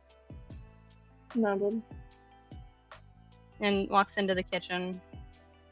And doesn't really stop the system from doing anything, but he seems like he's keeping a close eye. Yeah, door is perpetually open. Mm-hmm. I turn to Eva again and I kind of go, is there anywhere it feels heavier? Upstairs? Alright. I think we're doing food stuff now, so maybe we do that later. Yeah. Alright. And it's at this point that you guys above ground would start to hear the sound of a ship starting to dock. Caliban is immediately, like, full alert. It seems like he's he's thinking on something and he's sort of processing what could be happening. I think he's immediately looking to see if the other two were expecting company. Lex, notably at the same time as you, looks out one of the windows in the kitchen. He was tense before, like, ready to attack tense. Ah. And then he relaxes, so it seems like it's at least not unwelcome company. Okay. Just unexpected company. Yeah, I think I also look out a window. You see a massive, straight-up galleon made of metal and magic and steel, decorated with a bunch of, like, almost like dents and scratches and workshopped paint over the hull and stuff like that. It looks roughshod, but it looks like it's survived battles. Have I seen anything like this? You've seen something similar, but not this large. This looks ancient on a tech level that you don't recognize. Okay. Yeah, I was going to ask, would I be able to recognize, like, I don't pay attention to it that much, but, like, similar, like, manufacturing trademarks? There doesn't seem to be anyone that you recognize openly. It could be just very small. And so Okay. you're a while away. It would be hard. Okay.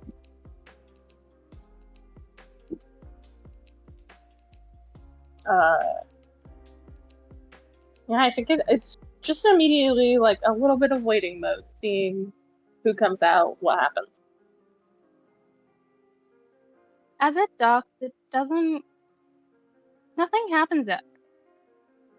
And it doesn't happen for like 5-10 minutes. You do anything. I think I was sort of mulling about, looking at whatever the assistant was doing, and keeping an eye on Lex and Yeva.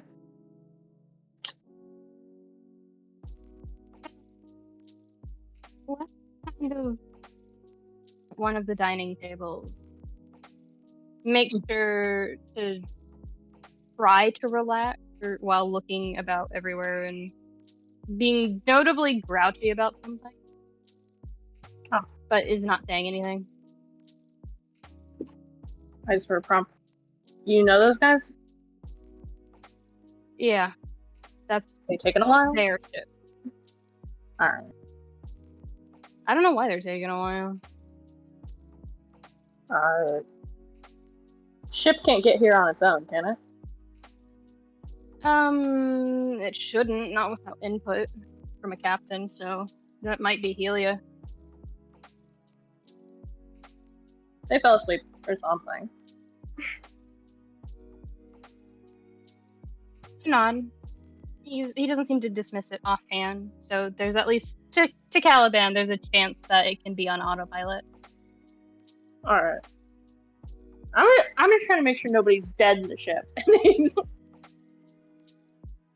I'll go with you in case they're going to see you first and they think you're hostile, and I don't want that to happen. Eva does go with you. Alright. We'll go check it out.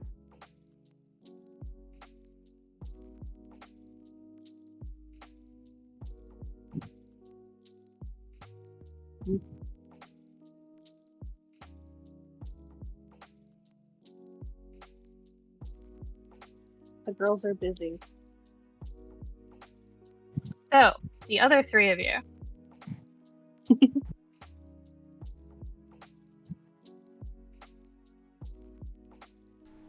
How we feeling right now? I'm feeling good. Good.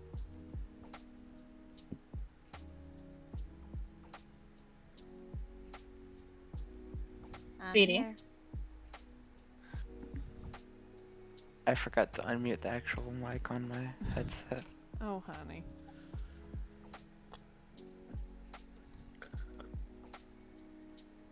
You guys are walking up this pathway by the time they're like actually able to get to the pathway that leads to you. Hey DM, I have a question What's real up? quick. Yeah. Is Biddy still with Yeva? Did you call him back? No. His orders through the talk that we had was like Biddy is comfort dogging for, animal support. Animal support? Emotional Support support. animal. He's being an aid dog right now for Yeva, who's nervous. So, Mhm. as long as Yeva is still nervous at any point in time, Biddy will remain. Is Yeva still nervous? Currently, yeah. Then Biddy is beside her. He is a loyal Oh. hound. The baby. So His you babe. guys, what are you guys talking about as you are starting to jostle from talking to the masters and Lance talking briefly to the carbuncle and to Killian and everything else?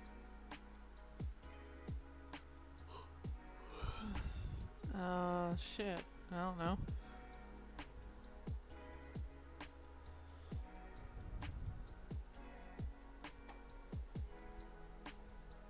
Is there anything you do?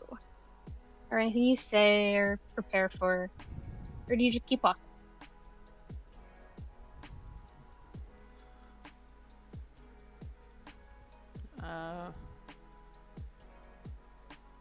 I guess we keep walking, or at least Tsubasa is. Mm-hmm. Yep.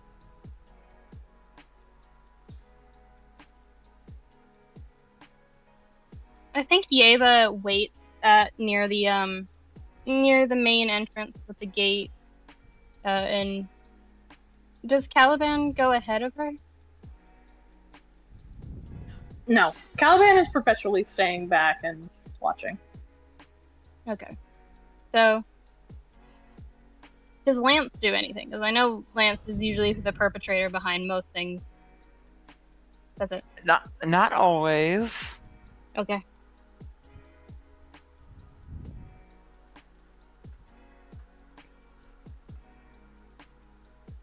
But in this case, maybe. Oh my god.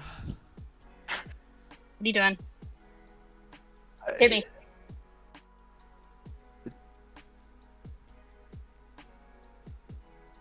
What do you mean? What are you doing? What's happening? What's poppin', Chief?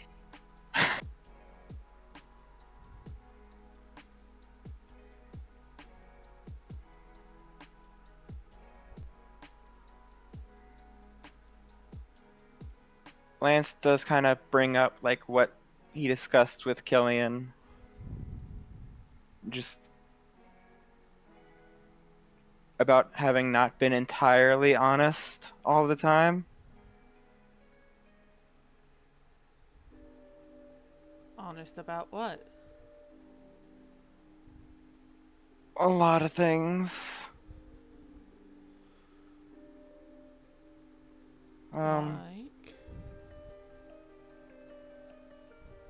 Like my mother and all that conversation entailed.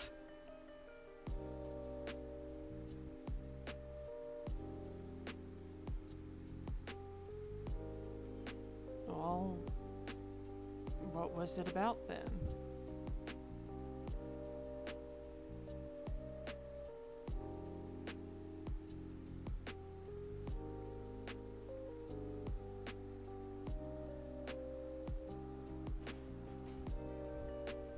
And as they're walking, he does kind of like explain what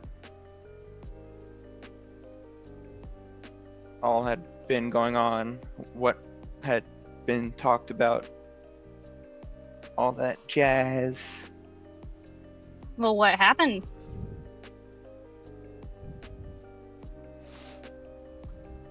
What does Lance actually tell them? What do you remember? The player, not a thing. Oh my god.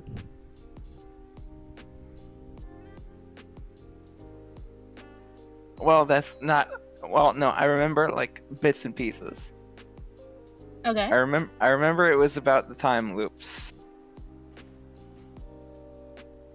Begging y'all to invest in notes. I will die before that happens. Correct. Die. It's because I will kill you. Do it! Oh no, I don't plan to kill you. You've already said you're willing to let Lance die. I am. But also, I, the player, will die before I take notes. Then die. I've already Then been banned kill it. from it. Anyway. Try for me, sweetheart. I'm trying as hard as I can to remember. If you can't remember something, you can always offer to do a history check and have the DM help you with their DM notes.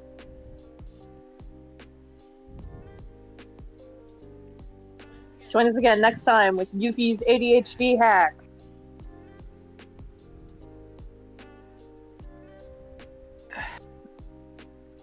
Can I roll it? Can I do that? Yes. I do it all the time, because sometimes my notes are missing things, and I forget shit.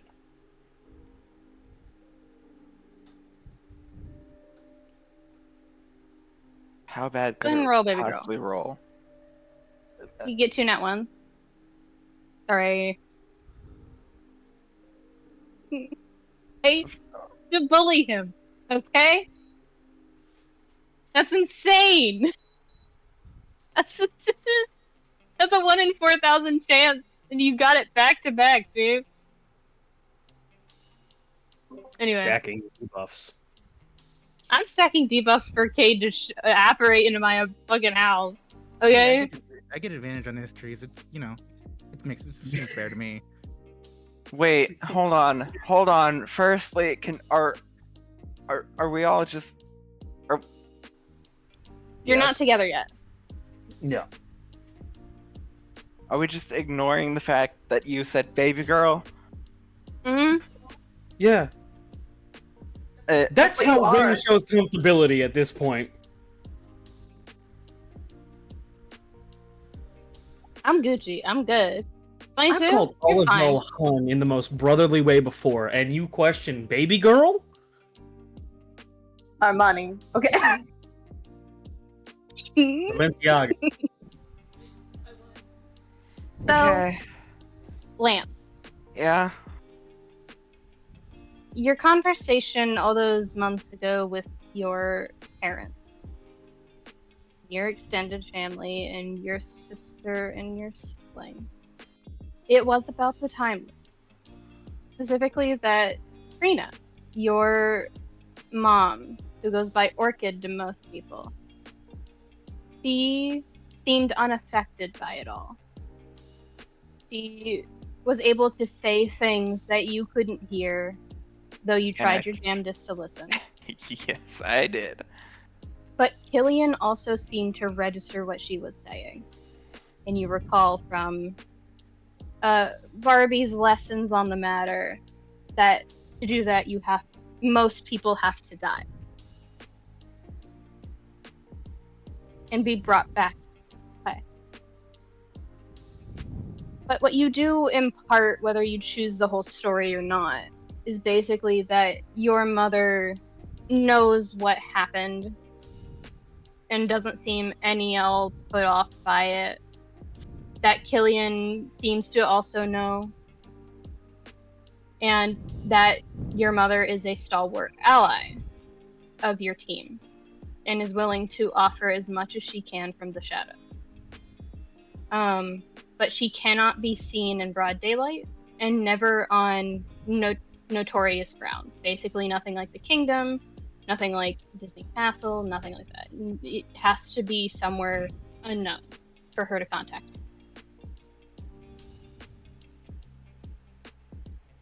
I wonder if she'd actually be able to contact us here. But do you share all of that with them? Yes. Okay. So you do learn that Lance's mother is willing and able to help you, but cannot be contacted in notorious zones. Well-lit, well-known areas. It has to be hidden.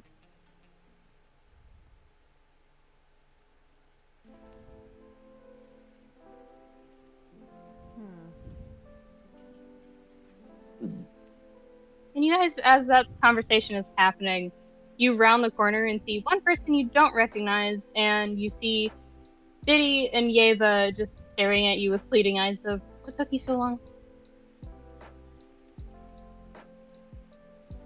Huh.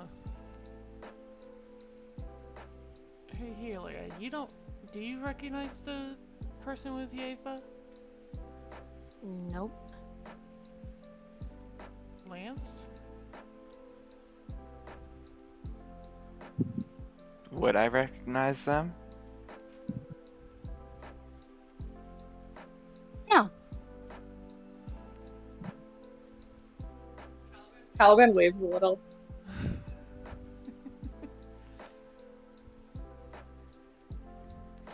Caliban gets like the uncertain wave back from Tsubasa, just like, hey.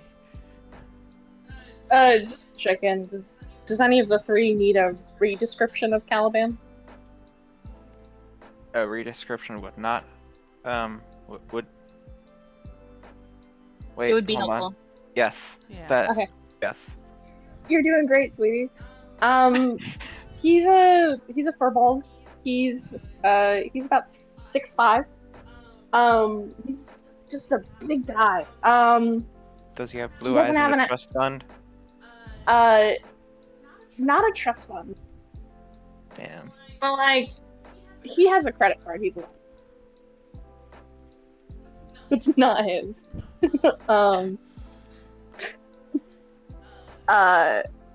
Infamously was just eating an apple casually at the gate when he We're first catching a arrived. bit of echo Zeg off of Cherry from you.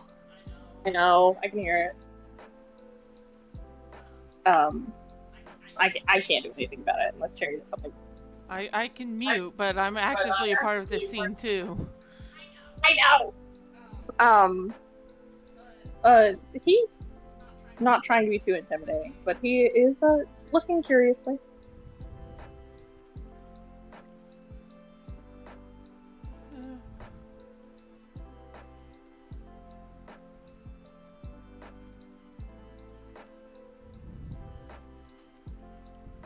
Just like, hey, Ava. Hi.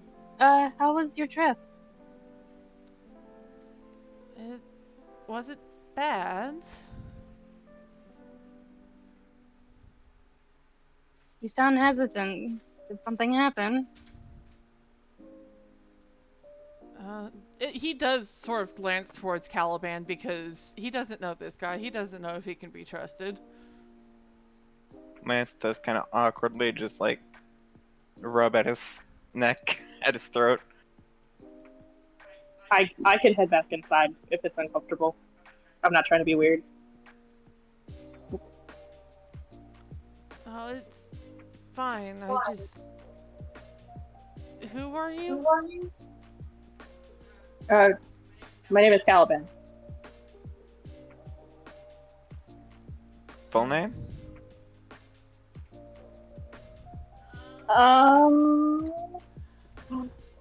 No. Ventera. Does Tsubasa and Lance recognize the name? Yes. It is the wine distillery family in the Royal Kingdom of Light. It's like, oh. Alright then. Tsubasa, you specifically know that the Ventera family is a bit of an eclectic one. No one there is any one race for one reason or another. Just like, that explains that explains a few things.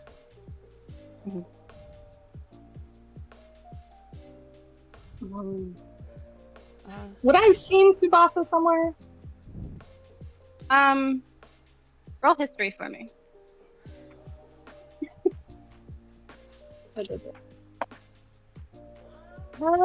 It's not great. It's a 17. You know generally of the Hidaka, mostly of the matriarch. Yeah. But not of any one particular person aside from her. Okay. I wasn't sure if there was an event I had spotted or something.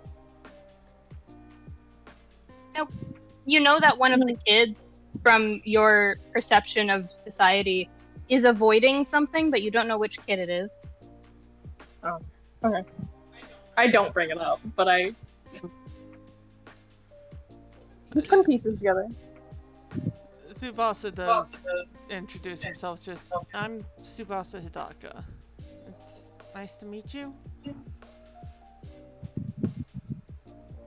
So far, if you're with the rest of the guys, it has been relatively nice, if not hectic.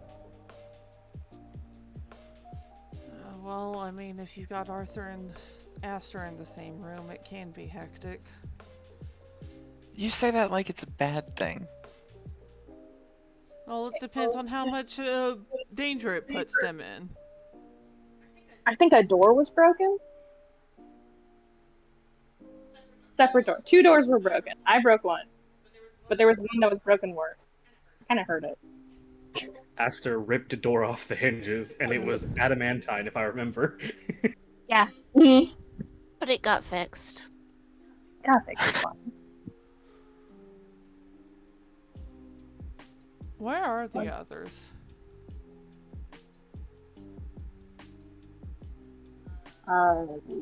Lex is in the kitchen, with Mordred's assistant, and then the other 2 are down in the lab.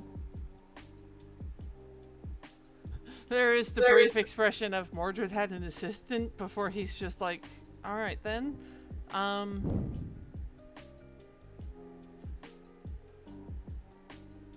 There's a second longer. Mordred had an assistant? Look. People can have assistants, guys. Yeah. Yeva does speak up finally. Like, has been petting Biddy for a little bit now. Just anxious. You can clearly tell Tsubasa that she's not having the greatest time putting 2 and 2 together. Like, things have clearly happened. She's nervous, anxious, worried. But not in, like, the way that anything bad happened, you know? Just overthinking, kind of nervous. Oh, you guys missed the message. Said you'd all be here. Wait, what message? I think he looks at you for a second, and then he goes, "There's this message from the Mordred guy. And he was like announcing your titles and length, and just calling you out." Oh good, more titles. I don't. If you already have titles, they might not be known.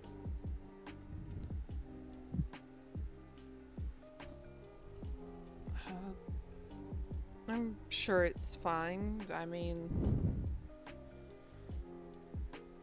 it's not like the message would play again, yeah?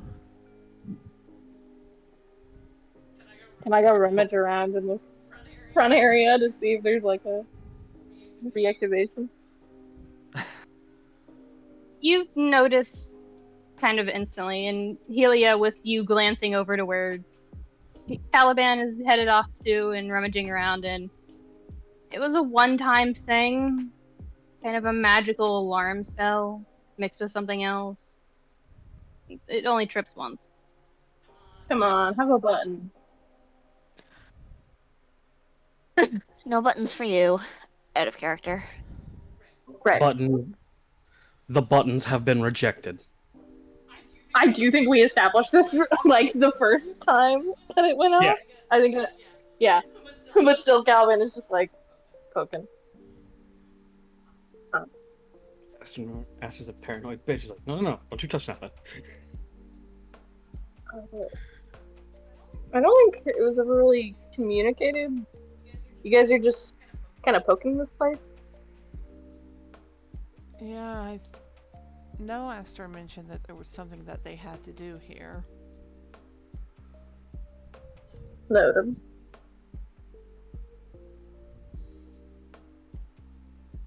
So you mentioned Mordred's assistant. Wasn't Mordred, like, a really, really long time ago? Yeah. I don't think the assistant cares about that though.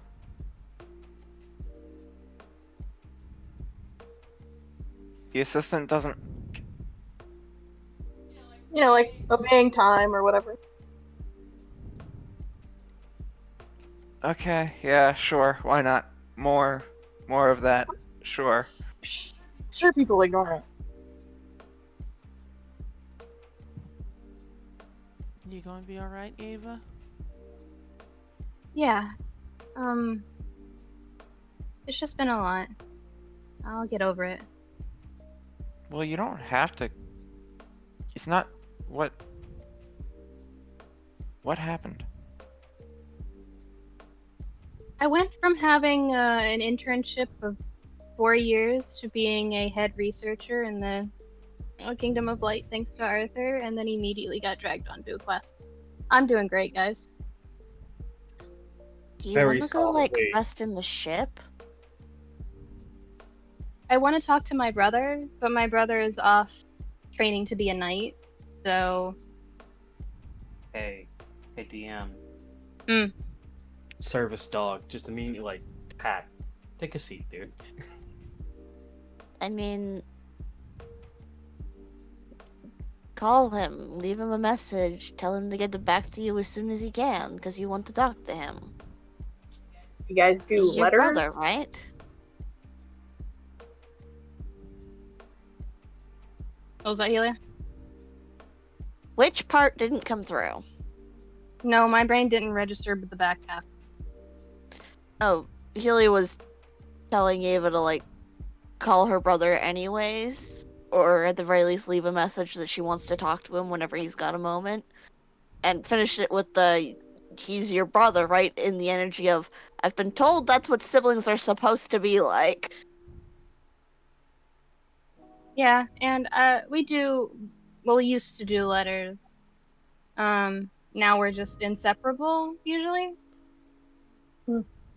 I'm gonna, I don't know if... And she stares at Biddy for a moment, like, processing.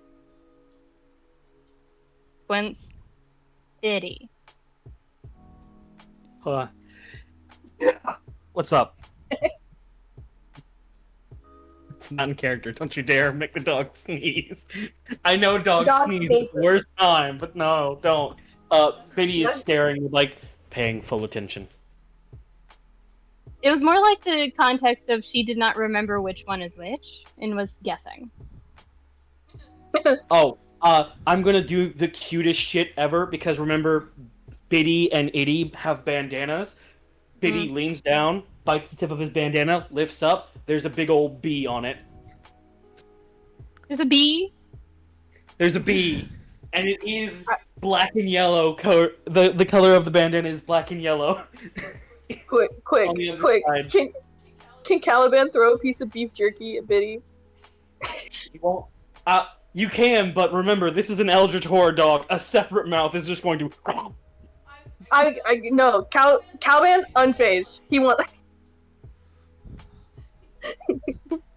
It's fine. Proud Biddy is just sitting there, tail wagging, a little half of his little handkerchief in his mouth, just showing the bee. Yes, I am Biddy. Yeva goes to... Do you want to go back to Aster? I can take it from here. Shake. And does Yeva understand Heartless? Yes. Let's go of it. And in the most unshockingly voice ever, the I just said the word emotional support animal just goes, "No, I stay here with you. I asked Boss if I stay with you. He said yes. So I follow Boss's command. Protect Yeva. Until I am desummoned, I will protect." Caliban gives another piece of beef jerky at that. This one just... there's no second mouth. This one just kind of taps him and then falls. He's full on... Because remember, when they're not being cute little babies, these are 2 attack hounds. They are laser focused on commands. And Yeva does stand back up from a knelt position. He goes, well, Biddy's going to be with me for a bit, I guess. I'm gonna head back to the ship and call my brother. Don't break Biddy. anything. Biddy looks at Thumbs up. Caliban. Yeah? Tsubasa pointedly looks at Lance at the don't break Oh, anything. Biddy's gonna Ah. look at Caliban real quick. Mhm. Boss is weary of you. He's got issues. Give him a little bit of chance. And then walks off with Yeva. I think he calls after and it's just like, I'll be careful. No response. Like he doesn't know you can speak to him. Oh, okay. Can I had a buddy who I probably sent off roaming, Hmm. and now that could I call patrol out here? Do you want to call your fucking horse? Yeah, Yeah. I love my horsey. I'm just gonna go on a walk with my Pokemon. That's a fucking Zebstrika. Don't bring it into places. What are you doing? No, It's as big as a bar. Okay, Yuffie, I'm gonna give you this context. When my horse is not doing things for me, I specifically send him off to go fight things. What are you, Ganon? Stop it! My horse is a freak. Oh, good lord.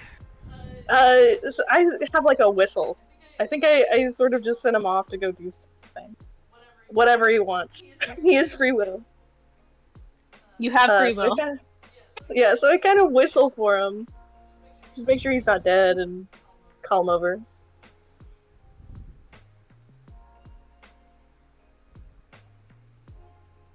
What the fuck is Helia. that? Oh, I'm not muted. Helia. Yep. You recognize this type of summoning whistle tone? That's a ranger call.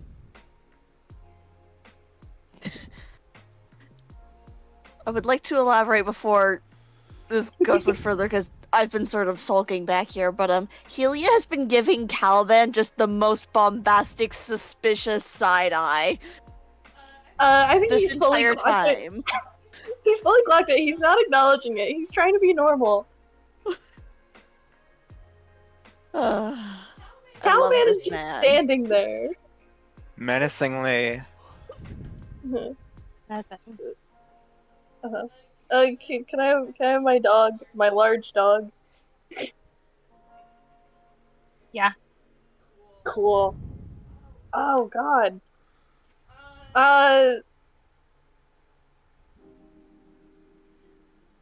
Wait, Ren. Do you know if I say the thing's name, they're gonna know what I'm talking about? Yeah. Okay. A big. Oh wait. Are they able to tell between the two different versions? Yeah, they're visibly different colors. Yeah, I just didn't know if anyone in the party. Yeah, okay. A Probably the ranger. well, yeah. A notably large, taller than Caliban, about 7 foot tall. Nightmare Pegaslek approaches.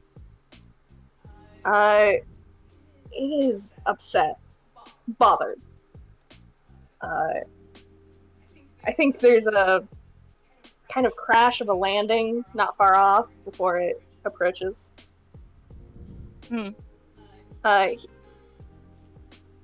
Caliban approaches, and I think there's an immediate, the horse bites onto his arm brace and just sort of holds there.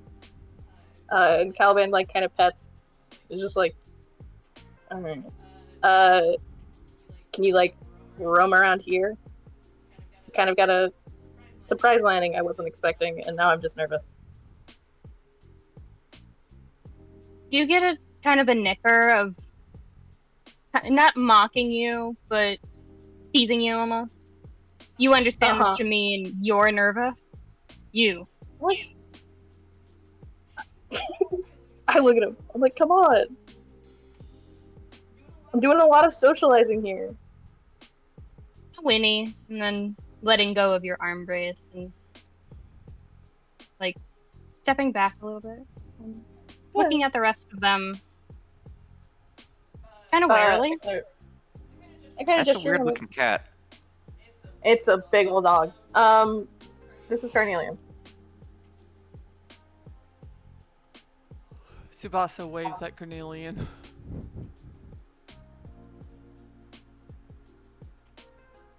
Lance also waves. Just...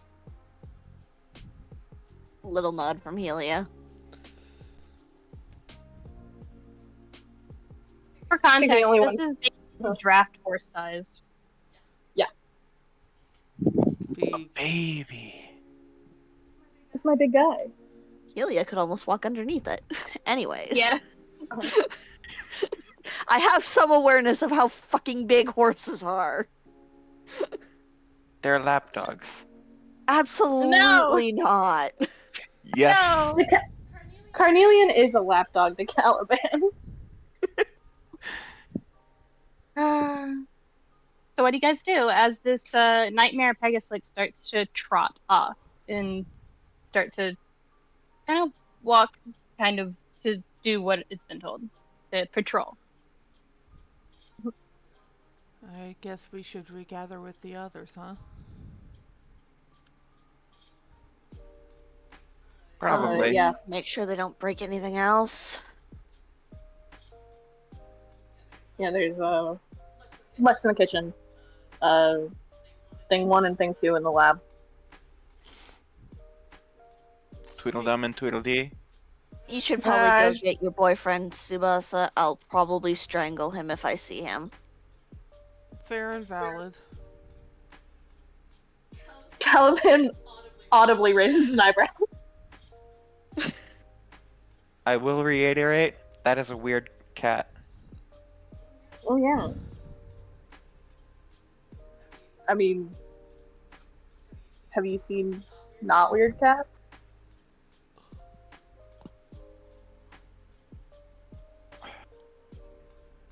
You have a point, and I don't like it. Can't a man just have a cat? It's kind of weird. Weird cat. Weird cat. You said that Aster and Arthur were in the lab, right? Real Oh quick, yeah, I have to that's make this down. joke. I love how everyone's giving Caliban the side eye for their weird horse cat, you know? Meanwhile, we have an actual Aura lion that's in the shape of a dog, a Tibetan Mastiff on the ship most of the time. He's a baby! And then we have Aster, who has 2 dogs, a knight, a book nerd, love you, Market, and whatever the fuck Zippy is half the time. Well, Yeah, I but haven't that's met my dog yet. that's different. We've gotten used to those. Also the Carnelian carbuncle. sucks. Also the carbuncle, Trouble, Peaches. Rattles. have them at Rattles. Rattles. Peaches is in the other game. This is Mary. Right, Marigold. Okay, Peaches AT, Marigold Shadows. Gotcha. Maybe he just likes to have dogs. Okay. Marigold's a bat. Dogs, as in not the actual animal, just kind of a companion statement. I keep on calling my horse a dog and a cat. You think I'm using these words correctly? Farmhouse rules. That fucking dog. That is a full-grown horse that can kill a man. Yeah, but if he bites the balloon too hard, he goes to the vet. He's a dog. Carnelian does kill for fun, profit. Tsubasa is going to pause for a moment, turn to Caliban. It's just like, you said the lab is down, yeah? Yeah, I had something.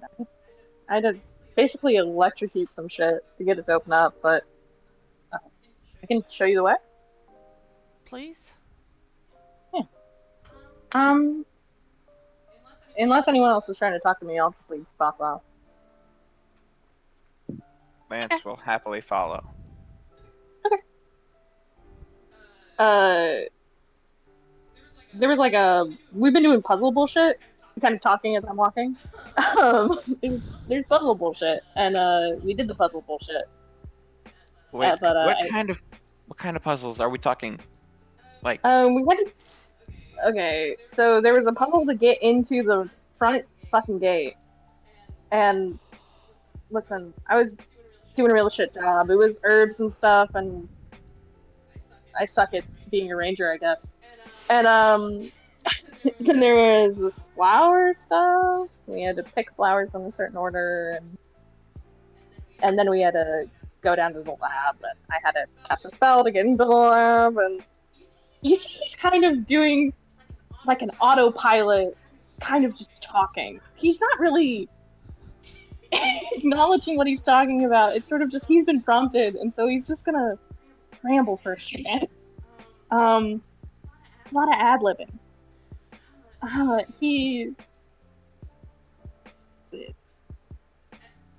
think everyone can tell this guy talks to people he knows very well a lot, and then this guy doesn't make new friends. He goes, and then there was another pedestal, and there was shitty handwriting, but I'm used to it. There was this Kindle, and we got a map that showed us where all of this stuff was, and it was like, a kid needs to go to sleep, and you gotta give the kid this stuff, and then it'll work, or something. Tsubasa's just letting him ramble right now. And so we had to go around, but it was like, don't let my assistant find you, and we didn't know what that meant. It was just ominous bullshit. And then there was this big fucking thing, and you'll see it. It had a suit on. It's like big and scary and mildly attractive. And What? what? It's kind of hot. It's kind of hot. Like, if you're into that, it's kind of hot. I'm normally not. I was pleasantly surprised. Good to know? Yeah, okay. And then, you. like, this... Don't say that. He's like, Helia. embarrassed. Helia, my beloved, as you hear kind of behind you, as you're kind of naturally drawn towards the source of a lot of tech, of like, I know where to find where the weirdest shit is, naturally, because that's just what I am. You do see the open, like, descending staircase, and you kind of walk over to it, and you don't even have to be down the staircase to register that it is a massive underneath laboratory. Okay. And everyone kind of follows you on the matter. So, what in the fuck are the other two chuckle fucks doing right now?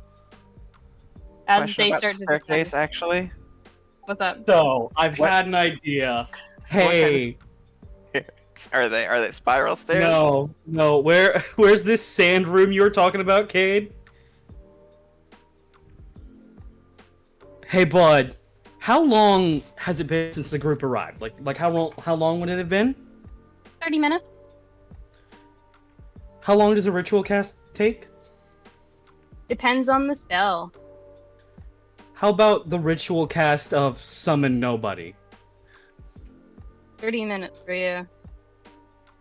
He's going to look at Arthur, stare at the sand room, and just go, "Do you want to go in there?" I mean, it's sand. Get closer. It's sand. I don't... It looks magical, my guy. Is it magical sand, or is it just sand? Well, I can check. Wait, we can both check. Let's both check. Like, this is while they're still upstairs, like, everybody's moving around. Mm-hmm. No, it's a learnable spell. We covered this whenever Aster started looking into Summon Nobody. I'll let Arthur go first. What are you doing to figure out the magic stuff? If it's magical sand or not? Detect magic. Very faint traces of magic on the sand, but it seems inert.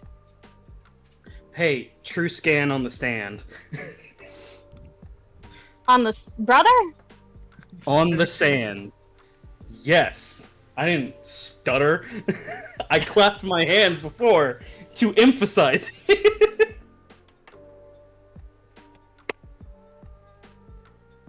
This true scan identifies what a thing is, so it's just going to come up as sand. I know that much. But it also, as you said, would identify a more magical properties of things. And tell me what those magical properties are. Yeah? I'm smart. Shocking. I know. You're something. Hey, I was going to get there before anybody else, okay? I hear it. I heard it. Calm down, teapot. Oh, good. I wasn't heard. Huh? I think Rin's contemplating my death. Probably. No. I'll repeat myself. Professor, you detect with detect magic. Inspiration? It's inert though. Seems to One be more time? After you said you detect, you kind of cut out. Yeah, you guys. You detect some conjuration. It's inert though. Aster, Yes. this is a room full of. You cut out I hate again. you. A room No, full I of. didn't. I hate you. These are all, for lack of a better term, all of this is fabricated gem dust. He's just. By the way, I have to clarify. He's right next to Arthur, so he's got his hands cupped around his eyes so he can actually see. So he just looks like the biggest fucking moron. Arthur, detect magic, looking coolly. The fucking gremlin beside him kneeled down, covering his fucking eyes, looking at this. Hey yo, this ain't dust, dude. This is gem dust. Wait, what kind of gem is it? He's gonna look a little bit harder. It's a mix. It's a lot of different kinds. It looks like this is mostly just a storage space for like, fuck, I fucked something up. You can throw it in the room. Like, Okay, as his true scan ends, arm around Arthur, takes a step back. like it gives the feeling of like someone fucked up a fabricate spell. That's it. That is okay, someone tried to fabricate something in there, it fucked up, and I think that's permanent gem dust now. Well, I mean, why did you drag me back? Does Aster know your middle name? Arthur? No. Has he ever heard it in... Okay, cool. No, he never would have. Anybody who's outside or above them, just hear the loudest mom-sounding Arthur Pendrago! You're not supposed to breathe in gems! And my favorite part is that everyone forgets that his name is supposed to be Pendraco and keeps fucking it up. It's my own lore and I fuck it up! Yeah. And I'll tell you why. It's because he got upset. I mean, this is a long, long time ago, back when he was still going by Sloth. He told me, I'm so fucking mad it's Pendraco and not Pendragon. If I ever get the chance, it's gonna be Pendragon. And here we are. Here we are. But you just hear Arthur Pendraco, you're not supposed to breathe in gems! Loud as fuck, like full mom voice, loud as fuck. And he's like, dude, how often did you go in that room? Did you stay in there long? Kind of glided over it. Did you breathe in there without something covering your mouth? Yes, I breathed in there. And like he's pulling up one of his new tassels and he kind of like just softly pulls off the fabric a little bit and wraps what he has around his waist, around his face to give himself like a mask. You motherfucker, I can't believe you did that! And then he walks in. Because, very soft reminder, as much of a fuckboy as Aster is, he was once a skittish nerd who loved books more than anything. So he's just in here now, fighting. I would do anything for Aster. Yeah, no, he's, now that he has proper, and this is more Yuffie coming out than anything else because of proper factory fucking protection. Now that he's got something so that he doesn't breathe in gem dust from a fabricate spell that failed, God knows what he tried to fabricate. He's going to look around. Mm-hmm. If he looks back around and Arthur is in there without something covering his face, he's gonna smack Arthur. He turns to Arthur. You wearing He has something? a fucking scarf. He's constantly wearing the shit. Cayde did not say he put it over his face, though. Did you put it over your face? I didn't say it. But did you? That means I didn't do it. This is going great. You can see the pulse in it. He just has the full-on, fuck you, I'm gonna do something while you're looking around. Hey, real quick question, though. And he's gonna actively start doing this. He's gonna start, like, patting himself down, looking, and trying to... Because he did have how to use the ritual summon for summon nobody, right? Mm-hmm. He's going to begin setting up for that ritual. He's like, you mother, I'm not gonna get mad at you right now. But when Lex kills you for breathing in this stuff, I'm gonna say I tried.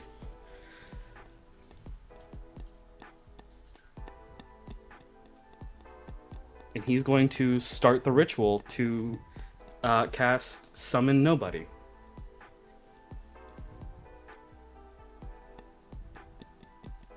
Aster, this will be the last thing we do for tonight. It is almost 10. All right.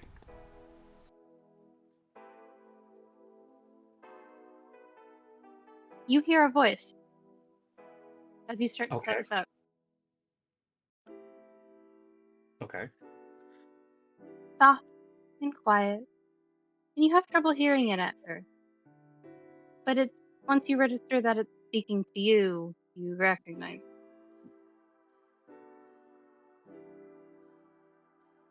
What do you think you're doing? And that's where we're in. Can I give a response? No. Damn it! Should I stop recording then? Yes.